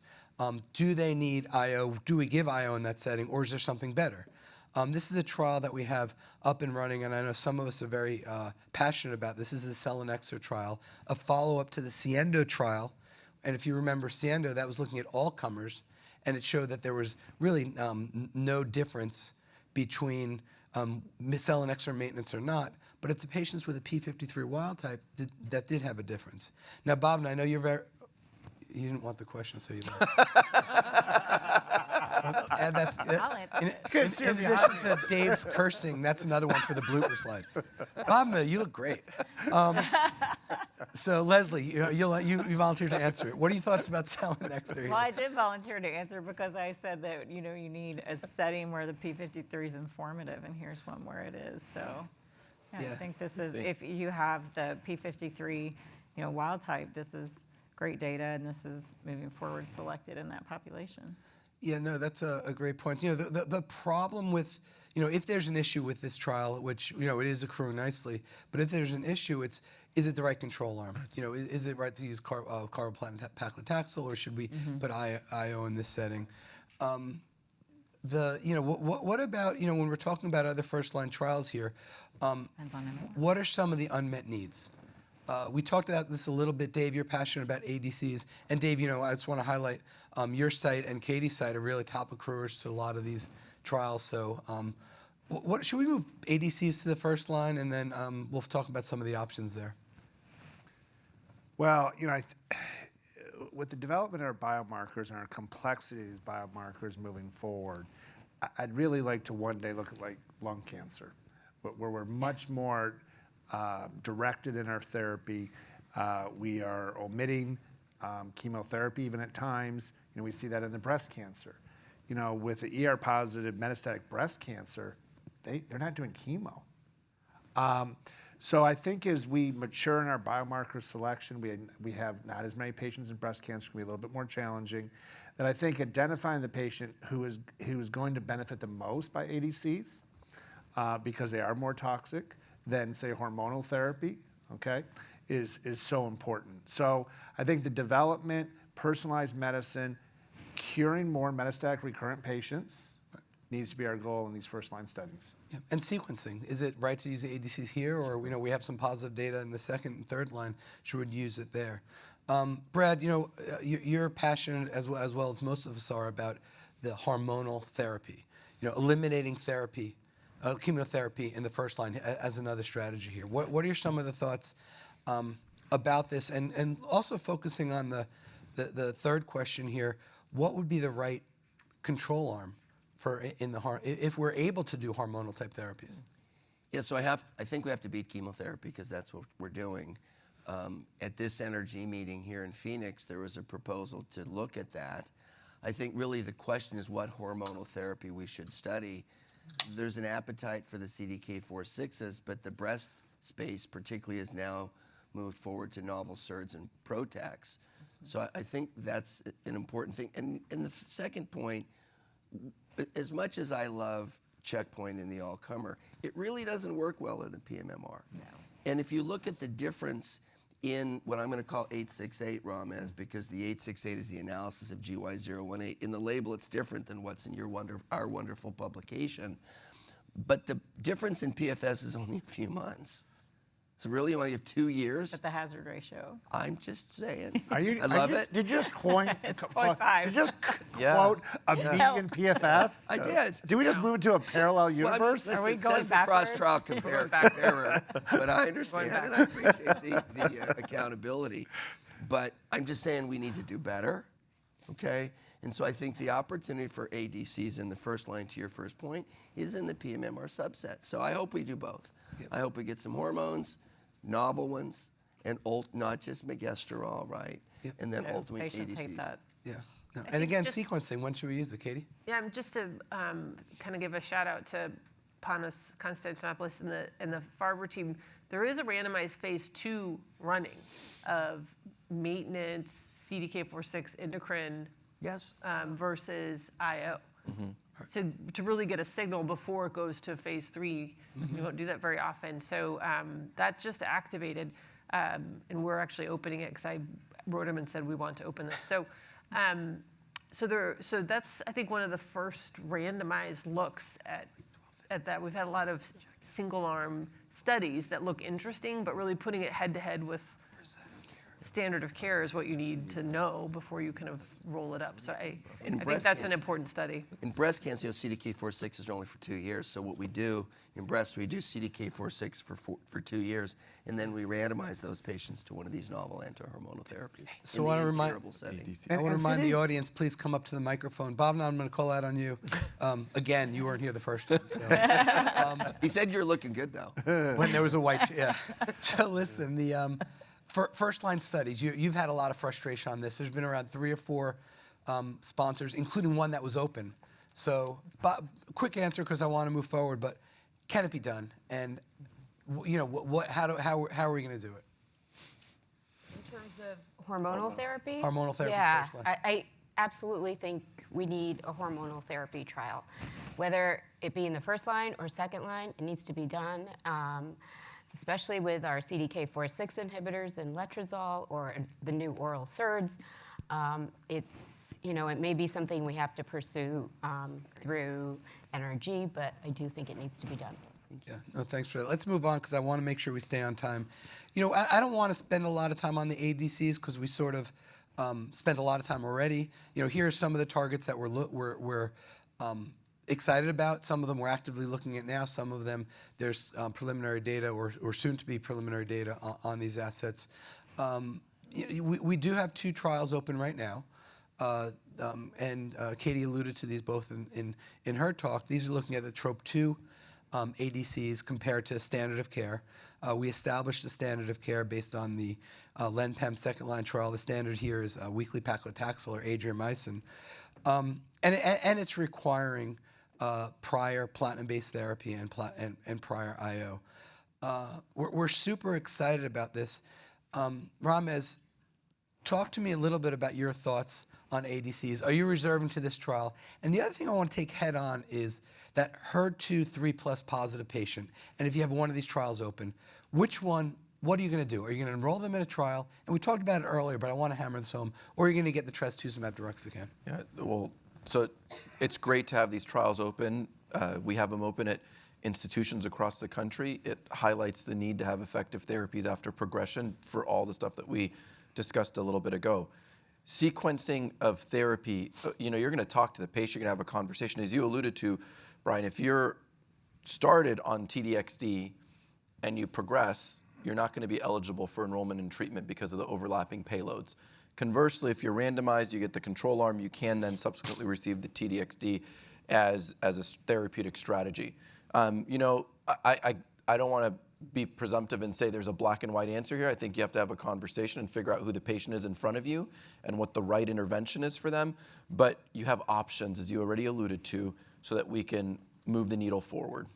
Yeah, no, that's great. One of the things I want to comment is, you know, the biggest barrier here, the rate limiting step, is the patients. You know, how do we need to know? There's going to be so many trials that are coming up, as I was mentioning, that we need to make sure that we have patients at our institution to put onto these trials. Josh, I think it was Josh earlier mentioned, had a question is, how do you open some of these trials? That was the second part. We focused on the first part. I want to keep us on time. Our recommendation, we've talked about this as a group, is to open one of the ADC trials. So you have that available for your patient, meaning don't open all of them. Don't necessarily have a TROP2, eventually maybe a B7H4 and a HER2. Have one or the other. And then, some of the things we can't share, but if we send out an interest survey for another ADC, we're doing it purposefully. So, and we're selecting sites carefully. So consider that eventually trials close. So we also want to have the lineup set up, the right trial on deck. So don't necessarily say no, but as it moves further in the program process, maybe one at the institution makes sense. But Brian, can we reiterate that point? Because in ovary and endometrial, if we send you an interest survey for a trial that looks very competitive, the current trial you have open at many sites in the country, that is a pretty good sign that the current trial that you have, we're seeing an end in sight. Yep. So stop, pick up the phone, talk to us, look at when they're projected on clinicaltrials.gov. It actually has projected last patient in, LPI, right? It actually says it on clinicaltrials.gov.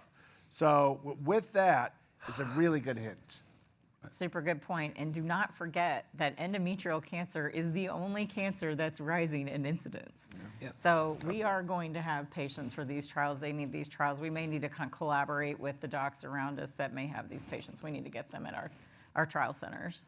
Yeah, no, we're talking about choosing trial centers. Bob, and I'm going to throw this on you because you're doing a phenomenal job at leading our diversity efforts. Endometrial cancer is one of those, we know black women have I think twice as much higher risk of dying from disease than white women. Talk about some of the strategies we can do. And again, unfortunately, we don't have a lot of time, but I know you're passionate about this. What can we do to make sure that we have a representative population in our patients, in our trials, including the diverse populations?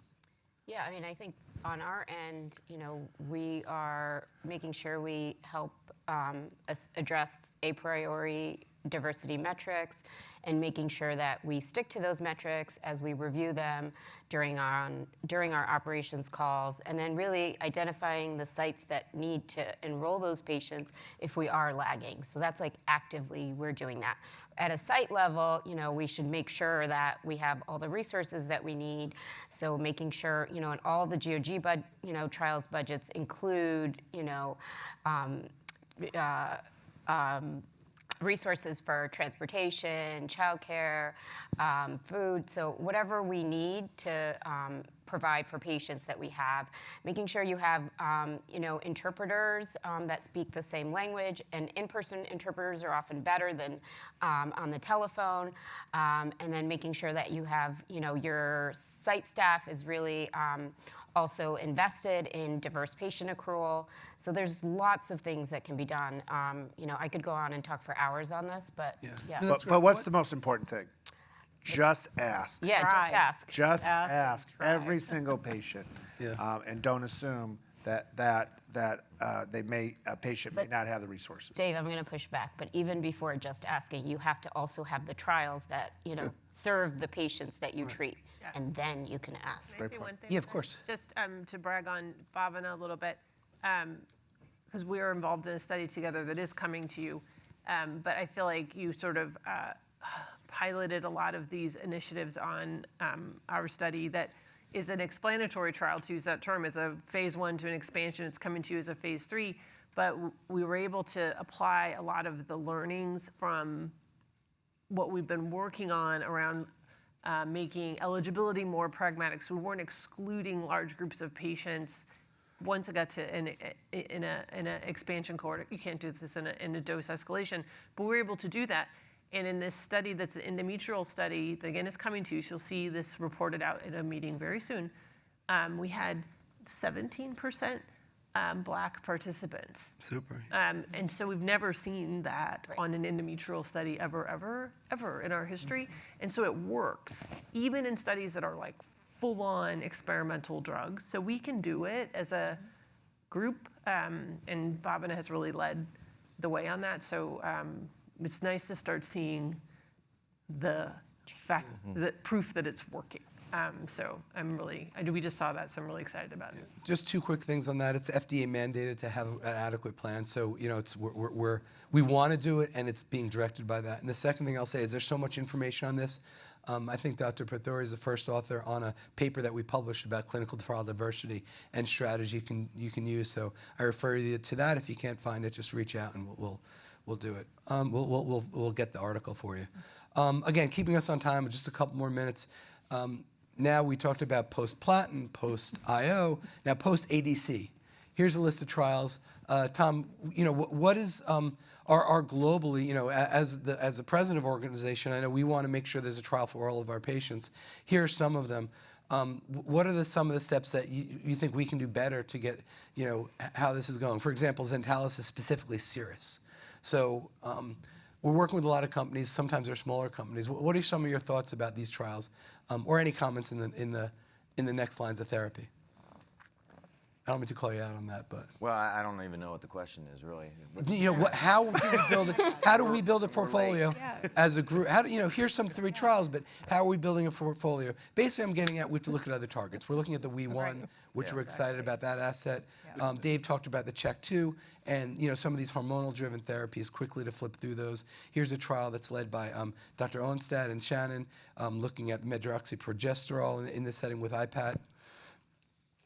Here's a trial, Tom. To your point, where these are smaller trials. We're sponsoring it. We're sponsoring this trial through our IIT mechanism that Stephanie's worked Dr. Gayard's worked really hard to do. Another, hormonal biomarker-driven therapy with Apellicib. The unmet needs we went through. So I want to thank everyone. I want to keep us on time. Thanks to everyone for our time, and we're excited to talk to. I think Leslie's up next. We did. See if there's any questions from the audience first. Endometrial cancer. So we're going to move on from endometrial here. And reach out to us. Any of us, we know the portfolios. We know what's coming up next. We want to help you have a trial at your sites to move forward. Thanks, everyone. Thanks, Brian. Great job. So Leslie's going to talk to us about cervical cancer now, and Hi. a lot going on in both endometrial and cervix. So it's exciting, not just ovary. Yeah, great talks, everyone. And it's so fun to be here with all of you guys. This is the inspo portion of the presentation because so much has happened in cervical cancer, and everyone in this room has been a big part of that. The ROC trial is happening in early stage cervical cancer. This is a pragmatic trial. We were doing pragmatic trials before they were cool. So this is randomizing patients with early stage cervical cancer to open or minimally invasive surgery with a mandated tumor control method of closing the vagina over the tumor before it's removed. And we think this will be the differentiator between the LAC trial and the ROC trial. And this trial is going well. We're about 25% accrued. We've recently amended it to allow for simple hysterectomy for those patients who meet SHAPE criteria. We're enforcing this strictly.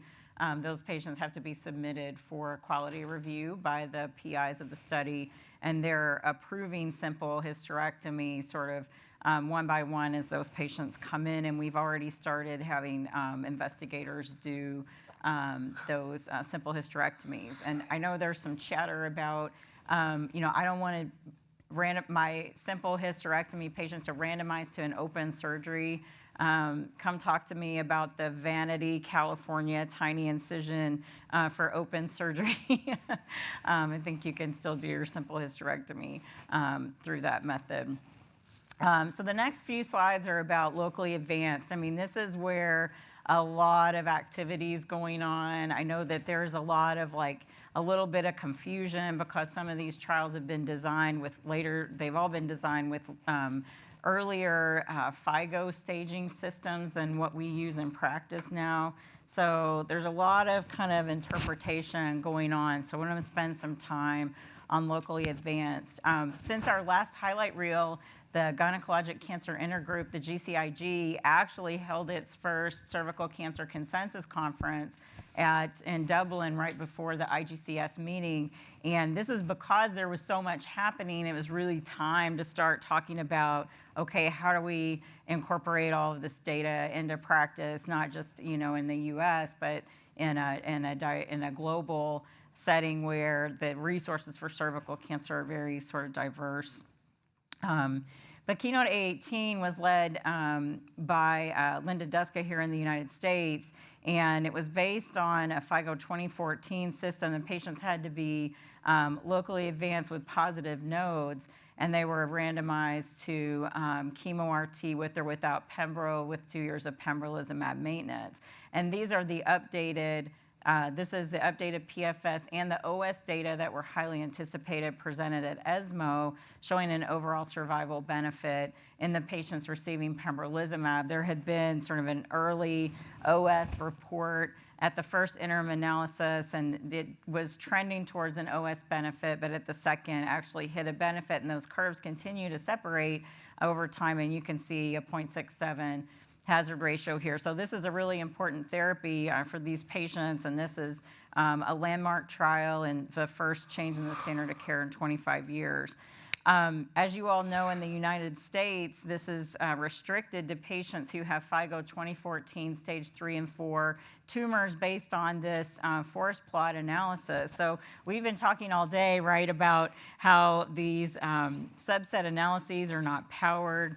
They're retrospective in nature, and especially we're talking about like making potentially a good decision on B21 for the DMMR patients. That makes sort of biological sense. I'm not sure that this makes total biological sense, but half of the patients on the study are not eligible for label-indicated Pembro in the U.S. So that's a really significant portion, of this population. And interestingly, at ESMO, they showed the forest plot for OS, which showed a very similar relationship to the PFS. So it's unclear, will this change the indication in the U.S. even if there's an OS advantage, and that's not clear at this time. So currently, in both the U.S. and in Europe, where they had the OS data when they made this decision, pembrolizumab is restricted to this higher risk population. And then December 19th, the NCCN guidelines recommended this as level 1, but restricted per the FDA label, so the NCCN was consistent with that restriction. So we don't expect this really to change. So before we get into discussion, I'm going to throw Interlace into the mix. This is 2 cycles of induction chemotherapy prior to chemoradiation. This study was mostly conducted in England and in Mexico, and it was in the context of Outback and GOG 724 chemo afterwards being negative, but this did show an overall survival advantage. This trial went on for several years. Radiation has really evolved over the time that Interlace was conducted. So I would really like to see a 5-year trend over, did that benefit of chemo decrease over time as radiation improved? And we don't know that.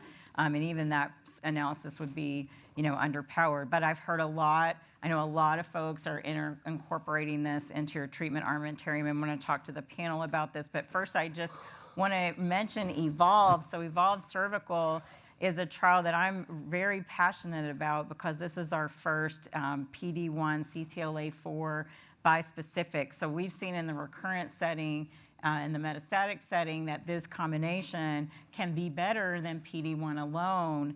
And these immunotherapies are so active for our cervical cancer patients. Like, again, bringing those the most curative intent therapy as early as possible. EVOLVE intends to do that. Now, EVOLVE is complicated because the control arm is placebo. The control arm is not pembrolizumab. The harsh reality is that pembrolizumab will not be available in most of the world for quite some time, even in our neighbors, Canada. So Europe, it's available. It will be available in Japan soon if it's not already approved in Japan. But it won't be available in the rest of the world. So in the rest of the world, the control is placebo, and this is a global trial. So in the U.S., we plan to enroll those patients who are not pembrolizumab candidates who still have locally advanced cervical cancer, and I just showed you in 18 that was half the population. So this is not an insignificant population here in the US, and maybe even if PD-1 alone wasn't enough to improve those patients' outcome, maybe this combination is. So I'm going to pause there and talk to the panel. How are you guys treating your locally advanced cervical patients? Start with Ramez. So we've incorporated in Pembro-eligible patients, we've incorporated the paradigm from A18. We have Evolve Open at our institution to fill the gap for those patients that don't meet eligibility criteria. And I will be honest, we have not incorporated the interlace strategy locally for the management of our cervical cancer. And I will say we serve a very heterogeneous patient population, many of whom have very limited resources.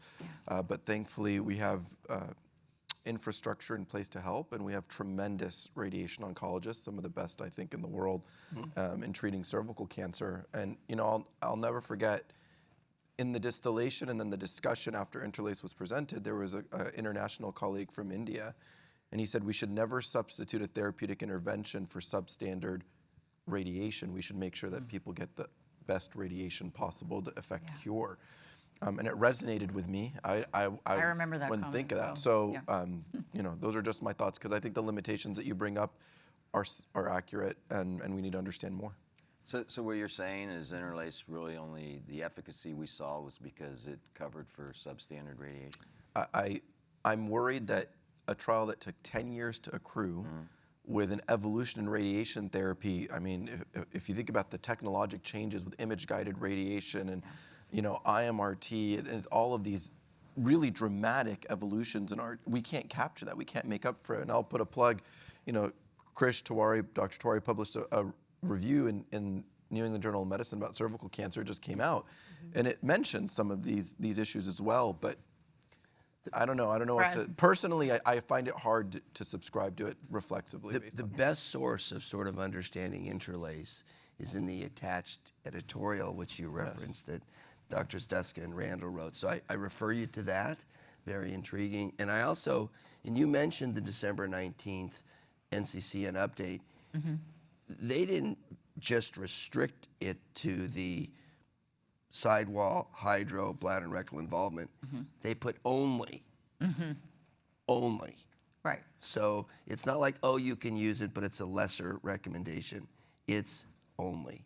And for the record, we disagreed with that, right? I mean, we even wrote an editorial that it really statistically should have been based on the ITT. However, it wasn't. And again, as you said, NCCN is very strict on this, and we think there's role for Evolve. Dave, you've done a lot of work in PD-1, CTLA-4. What are your thoughts in this space? I think it's a great opportunity. You know, I don't pull a whole lot of Kaplan-Meier curves out when I'm talking to my patients with regards to options. I can try to bring it together and talk to them. But, you know, when we're looking at CNA3, it's actually one of the Kaplan-Meier curves. I have it on my smart phrase. I flip the computer around, and I say, here's the difference. And again, we're talking curative intent here, right? Right. So in So that you're patient population 18 driven here. by the higher risk strategy, Mm-hmm. right? Did I misspeak? A18, excuse me, thank you. You got it. And I pull that out and say, you know, here we go. Yeah. This is the real difference, and it's modest. It's modest, but it's real. Now, real pragmatically, you know, can you go back to the prior slide? I'm sorry. This one? No, for the current trial when Evolve. Yes, thank you. Gotcha. So this is tricky. I lost 2 patients this month. Yeah. You have to get a contrast CT right. at the time of diagnosis, which I don't know about you all, but I get an MRI and I get a PET. Everybody does that. So we've been working you on that quite a have bit. to think about a contrast CT. Yep. I've lost 2 patients this month. Yeah. So To trial, you mean, not Yeah, To the trial, right? to the not- trial. No, I lost more than 2 this month. just It's a trying bad to month. cover for They're it. okay. You know, it's a bad month. So, you know, I think as you look at this, it's not on here, and that's what I wanted to call up, that you have to get that contrast CT, so keep that in mind. Yeah, thanks for pointing that out. It's really helpful. I'm glad you brought up the Kaplan-Meier curve, because when I look at the Kaplan-Meier curve for A18, I see a huge opportunity to improve both PFS and OS, even though there was a benefit to PD-1. So I think that, you know, Evolve is going to be really important. And I know that, you know, I don't want to take for granted the huge impact of this study at all, but I think we do still have an opportunity, with Evolve. I think I saw a hand go up. Yeah. I believe in some areas there's been some combination of A18 and interlace. What are your thoughts on it? Go ahead, Brian. You want I to think you repeat made the that up. question? Yeah, let's repeat the question. You want to repeat the question? Oh, I'll repeat the question. Yeah, exactly. So there's been some incorporation of interlace and A18 for the same patient. Could we comment on that? And I know that Brian's passionate about that, so I'll hand that off to you. Yeah, I'll be honest. I used to be much more positive about interlace, and I'm not as positive. I've treated some patients on that, and it's toxic therapy, and then getting radiation afterwards, after the chemotherapy may not be the best way to go. I will say though, I still do interlace. Timing of starting treatment is important for cervical cancer, and depending on your institution, you could sometimes do it quickly, or sometimes there's a delay in authorization, there's a delay in imaging, there's a delay in getting in to see radiation oncologists. The quickest way to start a therapy is by just putting carboplatin and paclitaxel within the next couple of days. So I'll still use it in some of those situations. As far as following it with A18, I'm a user. I like A18. I think it's important. I think immunotherapy works in patients with cervical cancer. There's disease there, so we talked about earlier about those patients that have no disease, like on other disease sites, but not having the right neoantigen load. So, certain situations, interlace as much as I can. A18. I really like neoadjuvant. I'm just say I said just to show there's some difference, a little bit of difference of opinion. I really am excited about neoadjuvant with IO. There was some data from China, and it's from China where they did that, and then they actually were able to take patients to surgery and modify the radiation that they gave, and it showed a OS. It was a randomized phase 2, but it needs to be repeated and all the things. But I think that's so interesting. How often do your patients they're just please take my uterus out, and you're like, nope, never. I'm never going to operate on you. I like the concept, but you'll be happy to know there is a study moving forward. I hope it could, things can happen in the NRG, but there is a study moving forward that's neoadjuvant chemo IO that Jyoti Madhav, of course, has brought forth with a team. So that question's coming, and I hope will be answered definitively, so we can stop guessing. And that makes a ton of sense, right? You still have the tumor there. You're educating the immune system. Right. You'd shrink down the tumor. I mean, that is a great trial. Yeah, and I it's a great hope it trial. moves forward. And we call it induction because neoadjuvant brings with it a negative connotation. Yeah. Yes, it Induction. does, Yeah, because it's yeah. been And there's no negative surgery for in that so one. many That's times. that's too many right. questions to answer. That's just my own personal interest, but there is moving forward. So I hope that you'll participate in the trial, and I hope it actually gets across the finish line. Me That's a too, good because the next step is to maybe move it into an induction phase as well. So yeah, we really want to get this done, and I share that enthusiasm for induction with incorporating the IO, or maybe even limiting it to the IO alone. So this is actually sort of proof of concept in the metastatic first line 240 Keynote 826 space. We saw at IGCS. Professor Wu present, and again in a Chinese population, different PD-1 CTLA-4 bispecific added to chemo with or without bevacizumab, and it's cadonilimab, and this was shown. This was actually presented as a single agent in the second, third line at SGO a couple years ago. I mean, this is the context of this trial. I mean, look at the gains that we've made. I got to call out Brad Monk here because he's, my mentor, and this curve didn't start to have an inflection point until he was the chair of the cervix committee for the GOG, and he believed that we could develop drugs for cervical cancer patients because a lot of folks believed that we couldn't. So I got to call you out. I'm sorry. But I don't know, I'm a Ravens fan, and Derrick Henry told the team they got to believe, and so we'll see how far that takes them. So you got to believe. I'm a sports fan. But Katie and I are about the same era, right? Mm-hmm. I started at Ohio State in 2005, and we jumped for joy. I'm going to quote medians here, 6.5 versus 9.4. This is medians, I have to admit. Right? It got FDA That's not approved. that long ago. I know. Right? I mean, some of you are going, yeah, it is, O'Malley.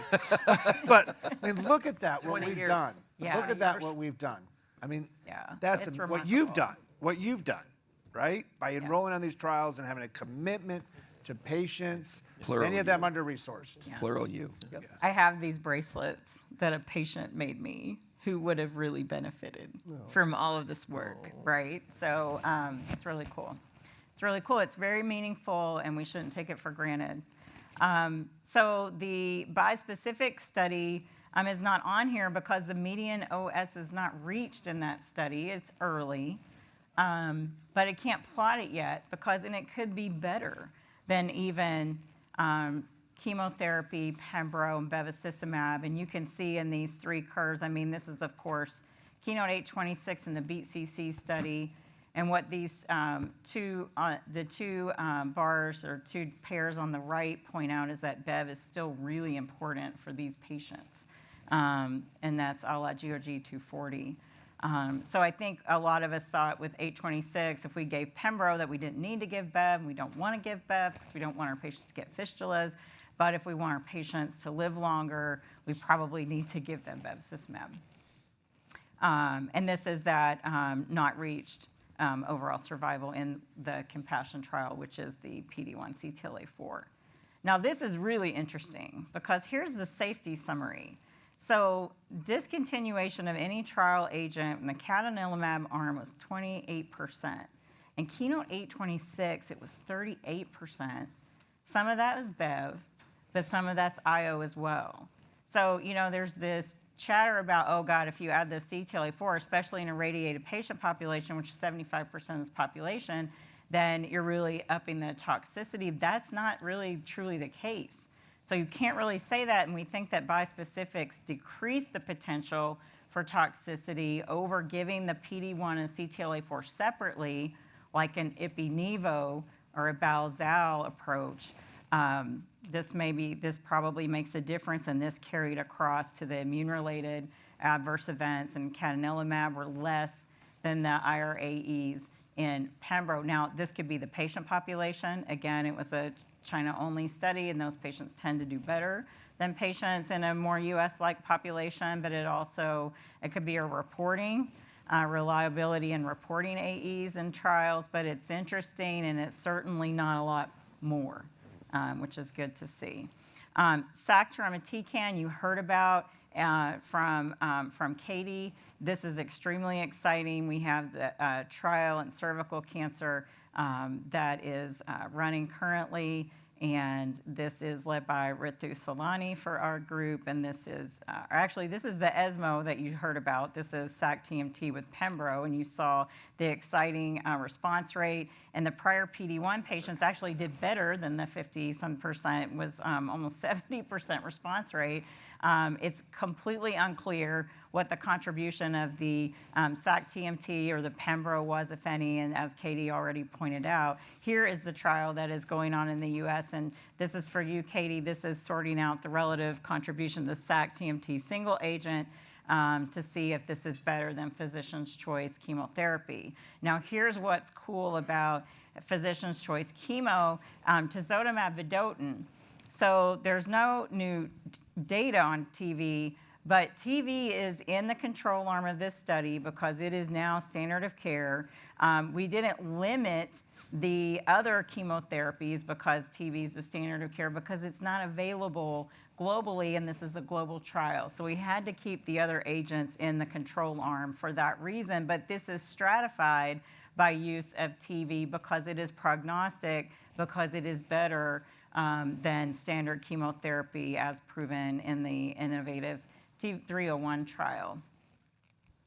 And this is that data that shows an overall survival advantage for patients treated with TV over those other chemotherapy agents, and that's why it is in the control arm, but also a stratification factor.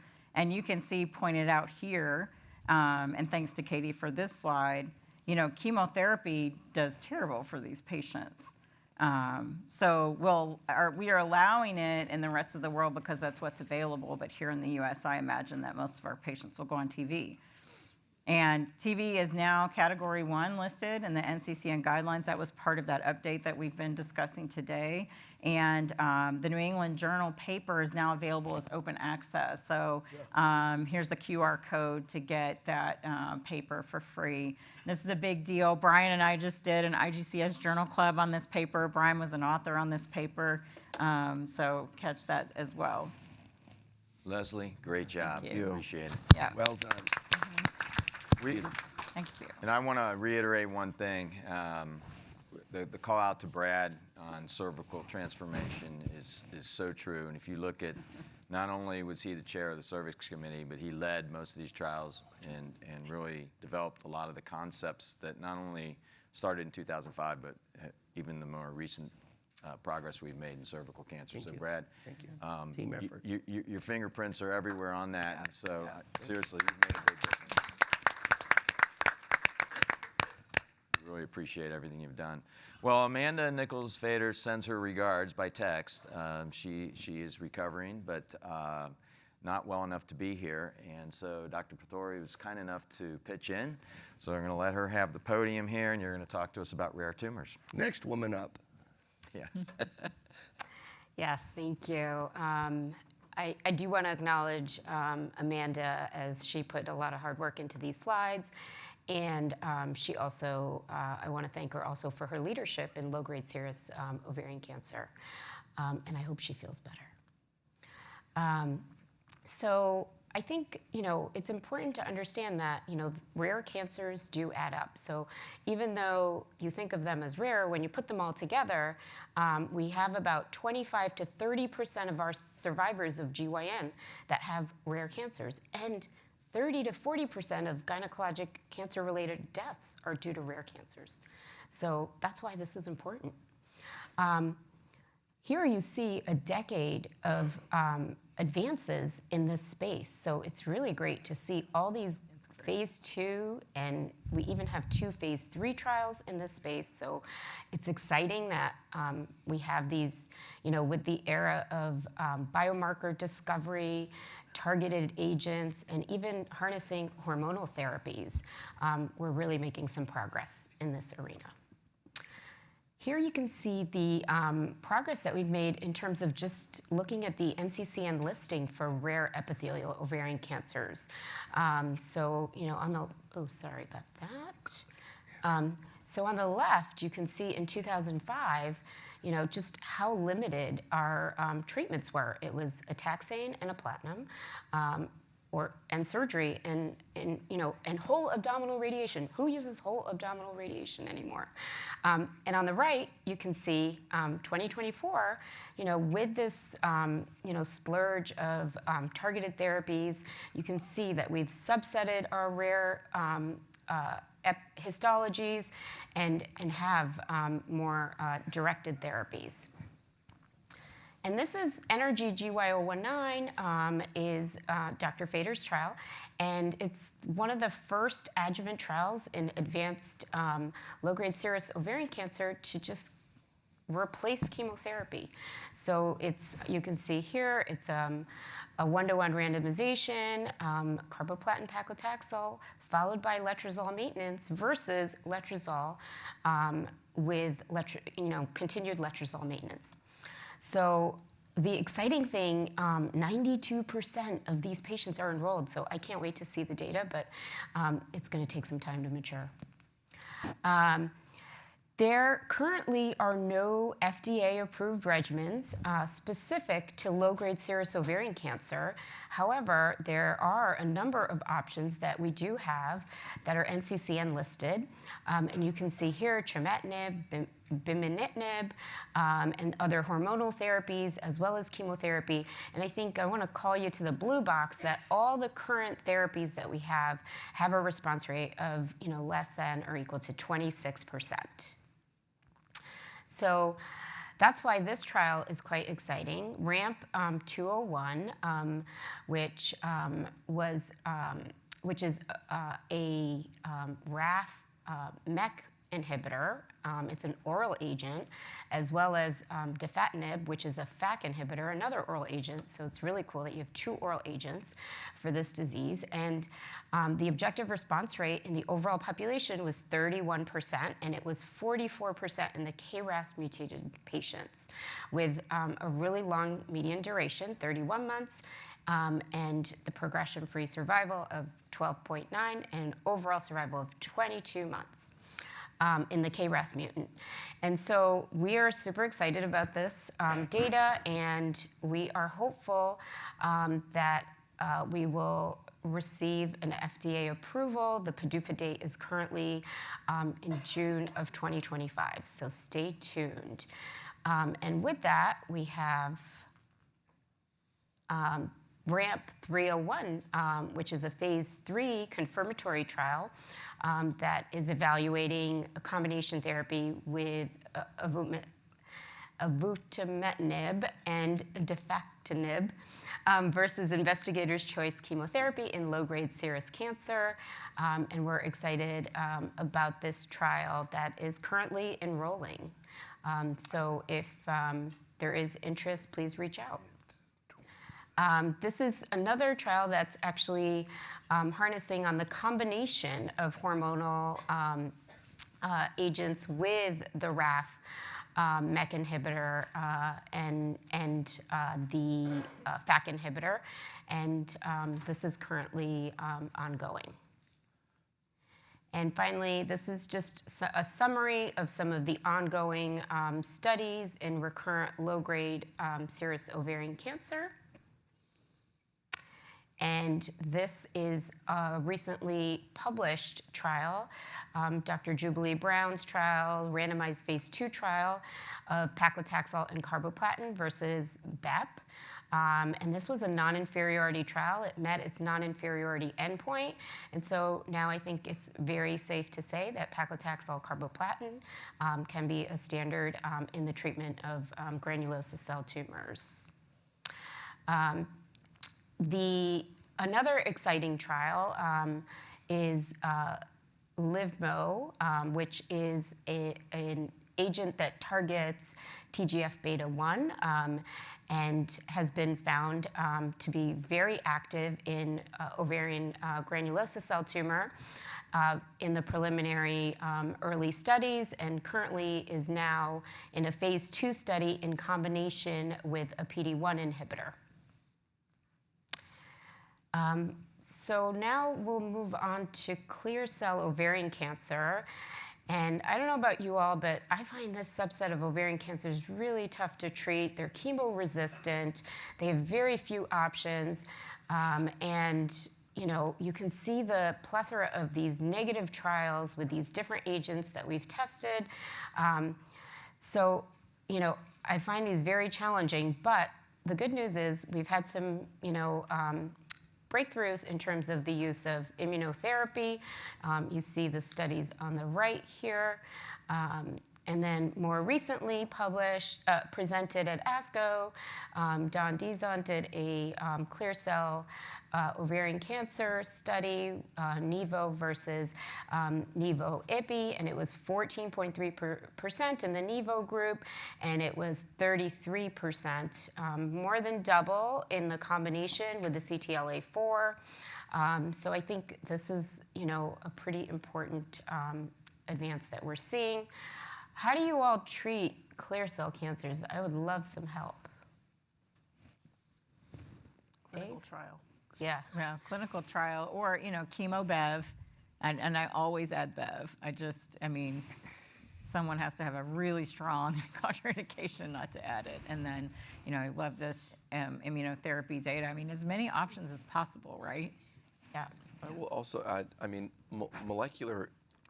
understanding the molecular biology of these diseases is critical. Many of these patients have actionable alterations and can enroll across early phase studies, if not have a response to IO, because there are a proportion, anywhere between 5 to 15%, that will be dMMR. So I just would remind us all, HER2, I had a metastatic platinum refractory clear cell. ARID1A. That was HER2 3+, and her disease essentially melted away with TDXD.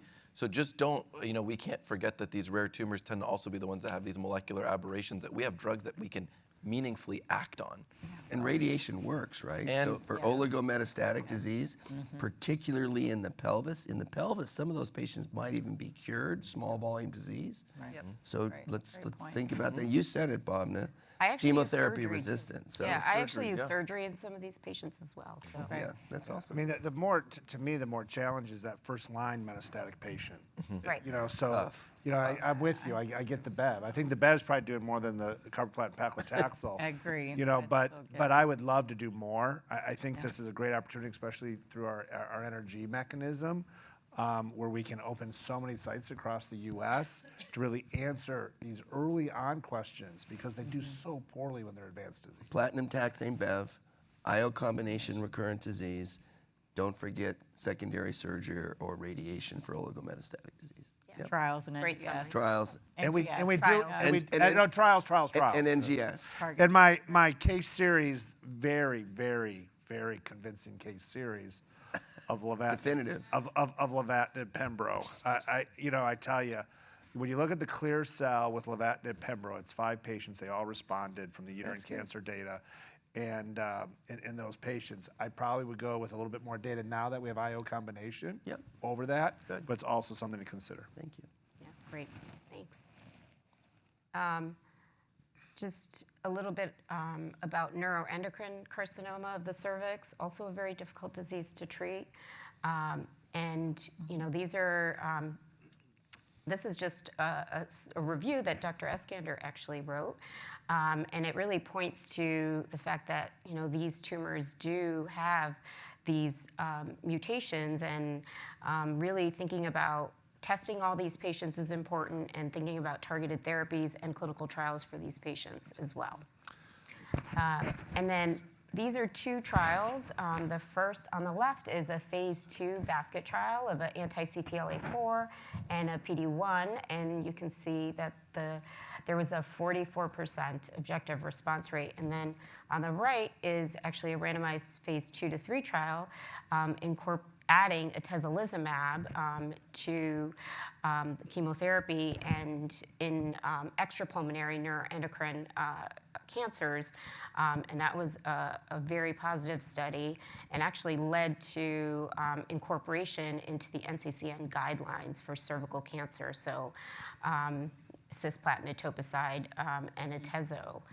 Are you I've guys? actually heard blowback on this, like, oh, it's extrapolated from other things. There's no cervical data, but wasn't everything else? Right? Isn't etoposide platinum extrapolated from pulmonary? So I think it's no different here. Yeah, the first T-cell engager approved in a solid tumor, tarlatamab, is a DLL3 CD3 bispecific. Again, it's approved in small cell lung cancer. I've never even heard Have of you anyone used giving it? it, but give it and then email me and say it worked, okay? And it's T-cell engager, so cytokine release syndrome. So let's do it. Try it. I'll try it. Yeah. If you have CRS experience, because that's tough. Well, work with your lung cancer Right, person, exactly. right? Yeah. Or your cellular person. Or your cellular, yeah. But is everyone adding atezolizumab? I mean, I think the SWOG study is still open. Yeah. okay. Yeah, so the SWOG study is still open, and so that's just an important point, because you can give a lead-in of chemotherapy. So if your site doesn't have, it's an NCTN study, so if your site doesn't have it open, you can give a lead-in, get it open, because it should be pretty rapid to activate, and That's a then you good can point. and then you can start them. So a few sites have done that. That's a We've good talked point. about on our social media page. So it's still accruing. And they all get IO? Or- It's randomized. It is randomized. randomized. To Yep. not, okay. And it's just a minor point. You can give atezo sub-Q now. I don't know if that even matters, but It's allowed in NCCN. yeah, right, exactly. It mentions it, yeah. And then the last update is really the update in the NCCN, where the Keynote 826 data is utilized to actually allow PD-1 addition in the treatment of vaginal cancer. Yeah, this is good. It continues to follow the cervix with the inclusion of tisotumab vedotin as well, which is not a new update, but. Yeah. You know, I'm really excited that what you guys did with Ramp 201. Yeah, that's what I want to go back to. Yeah, 'Cause we what'd you say? we missed the discussion on that. Yeah, let's go back. Yeah. 01. So Yeah. let's get that done because we won't be able to get accelerated approval unless 301 is substantially enrolled. I'm convinced that avutametinib and defactinib work in the non-KRAS mutated patients, but for an accelerated approval, probably not enough. But hopefully 301 will allow us an all-comer. Prior MEK is allowed on 301, but maybe is not quite as active. Would you guys use the combination in prior MEK if it gets FDA approved, Dave? Absolutely. Absolutely. Unlimited prior therapies. Absolutely, yeah. Unlimited prior therapies. All right. Prior MEK. And crossover. Crossover. Jigs. Yeah. You can get crossover. Absolutely. This trial should have been enrolled by now. Please consider it. One question. Thank you. Why don't you come to the mic so we can hear it, then we don't have to thanks, repeat it. Joel. That'd be great. Thanks, Joel. To get up. Yesterday, somebody suggested combining clear cell of the uterus with clear cell of the ovary for trials. I had not heard that before. Do you all think they're the same disease? I don't actually. I'd like And Ramos so- to take this. Ramas. Could you comment on that? Because when people say that out loud, there's a downstream effect later on. And my bias was I didn't think it was a good idea. No, I don't agree with that. Actually, I know who said that, and I respect that person, but I don't agree with I that. don't agree with that. And I think we've done studies looking at uterine and ovarian cohorts, clear cell with drugs, and see completely divergent responses in those cohorts. So I would Well, agree. responses, but molecularly, they look more alike than they do to high-grade serous. So I think, that they are not the same disease. I think we have enough of the patients, particularly the NRG, just differentiate them and get the answer definitively. But as you just heard, and from our neuroendocrine, we extrapolate, and that's what led us originally to lenvatinib pembro combination. So I don't think we should include them together in clinical trials. I do think we can learn with the different disease like we do in breast and lung cancer and all of our other diseases, but we need to study them independently. I agree. But yet, 031 does include them both. Yeah. But they're looked at differentially, if I remember correctly, but I can't remember. Yeah, they do. That's the BET ATR. BET It may depend also on the target, right? Like ARID1A is such a finicky target. Ramas knows more Yeah. about this than me, but like the protein expression, trying to figure out who has a deleterious ARID1A versus a TP53, and then what drug you're bringing in. It may sort out disease sign. I just think that we don't quite know, and we may be losing signals by lumping. Correct. But how do you split? We don't know that either. So it's like we're sort of stuck. Yeah. Yeah. Any final questions for the panel from the audience? Okay. Well, thank you. Brad, any final thoughts before we wrap it up? No, I think this was great. Thank you to the panel for staying on time. Yeah. Thank you for the participation. Tom will shut us out here, close us out, but this will be available on our YouTube channel, so you can share that with your fellows. Thank you. All right. Well, I want to also thank the panel. I want to thank you for joining us today. Great. Thank you. I want to thank our supporters, AbbVie, Acrivon, AZ, Corcept, GSK, and ASI, as well as our sponsors, Pfizer Oncology and GSK. So we can't do it without you, and it's so important. We want you to be able to receive your CME. You'll get up to 2.5 CME credits for this, and you have to fill out your evaluation to be able to get your CMEs. So make sure you do that.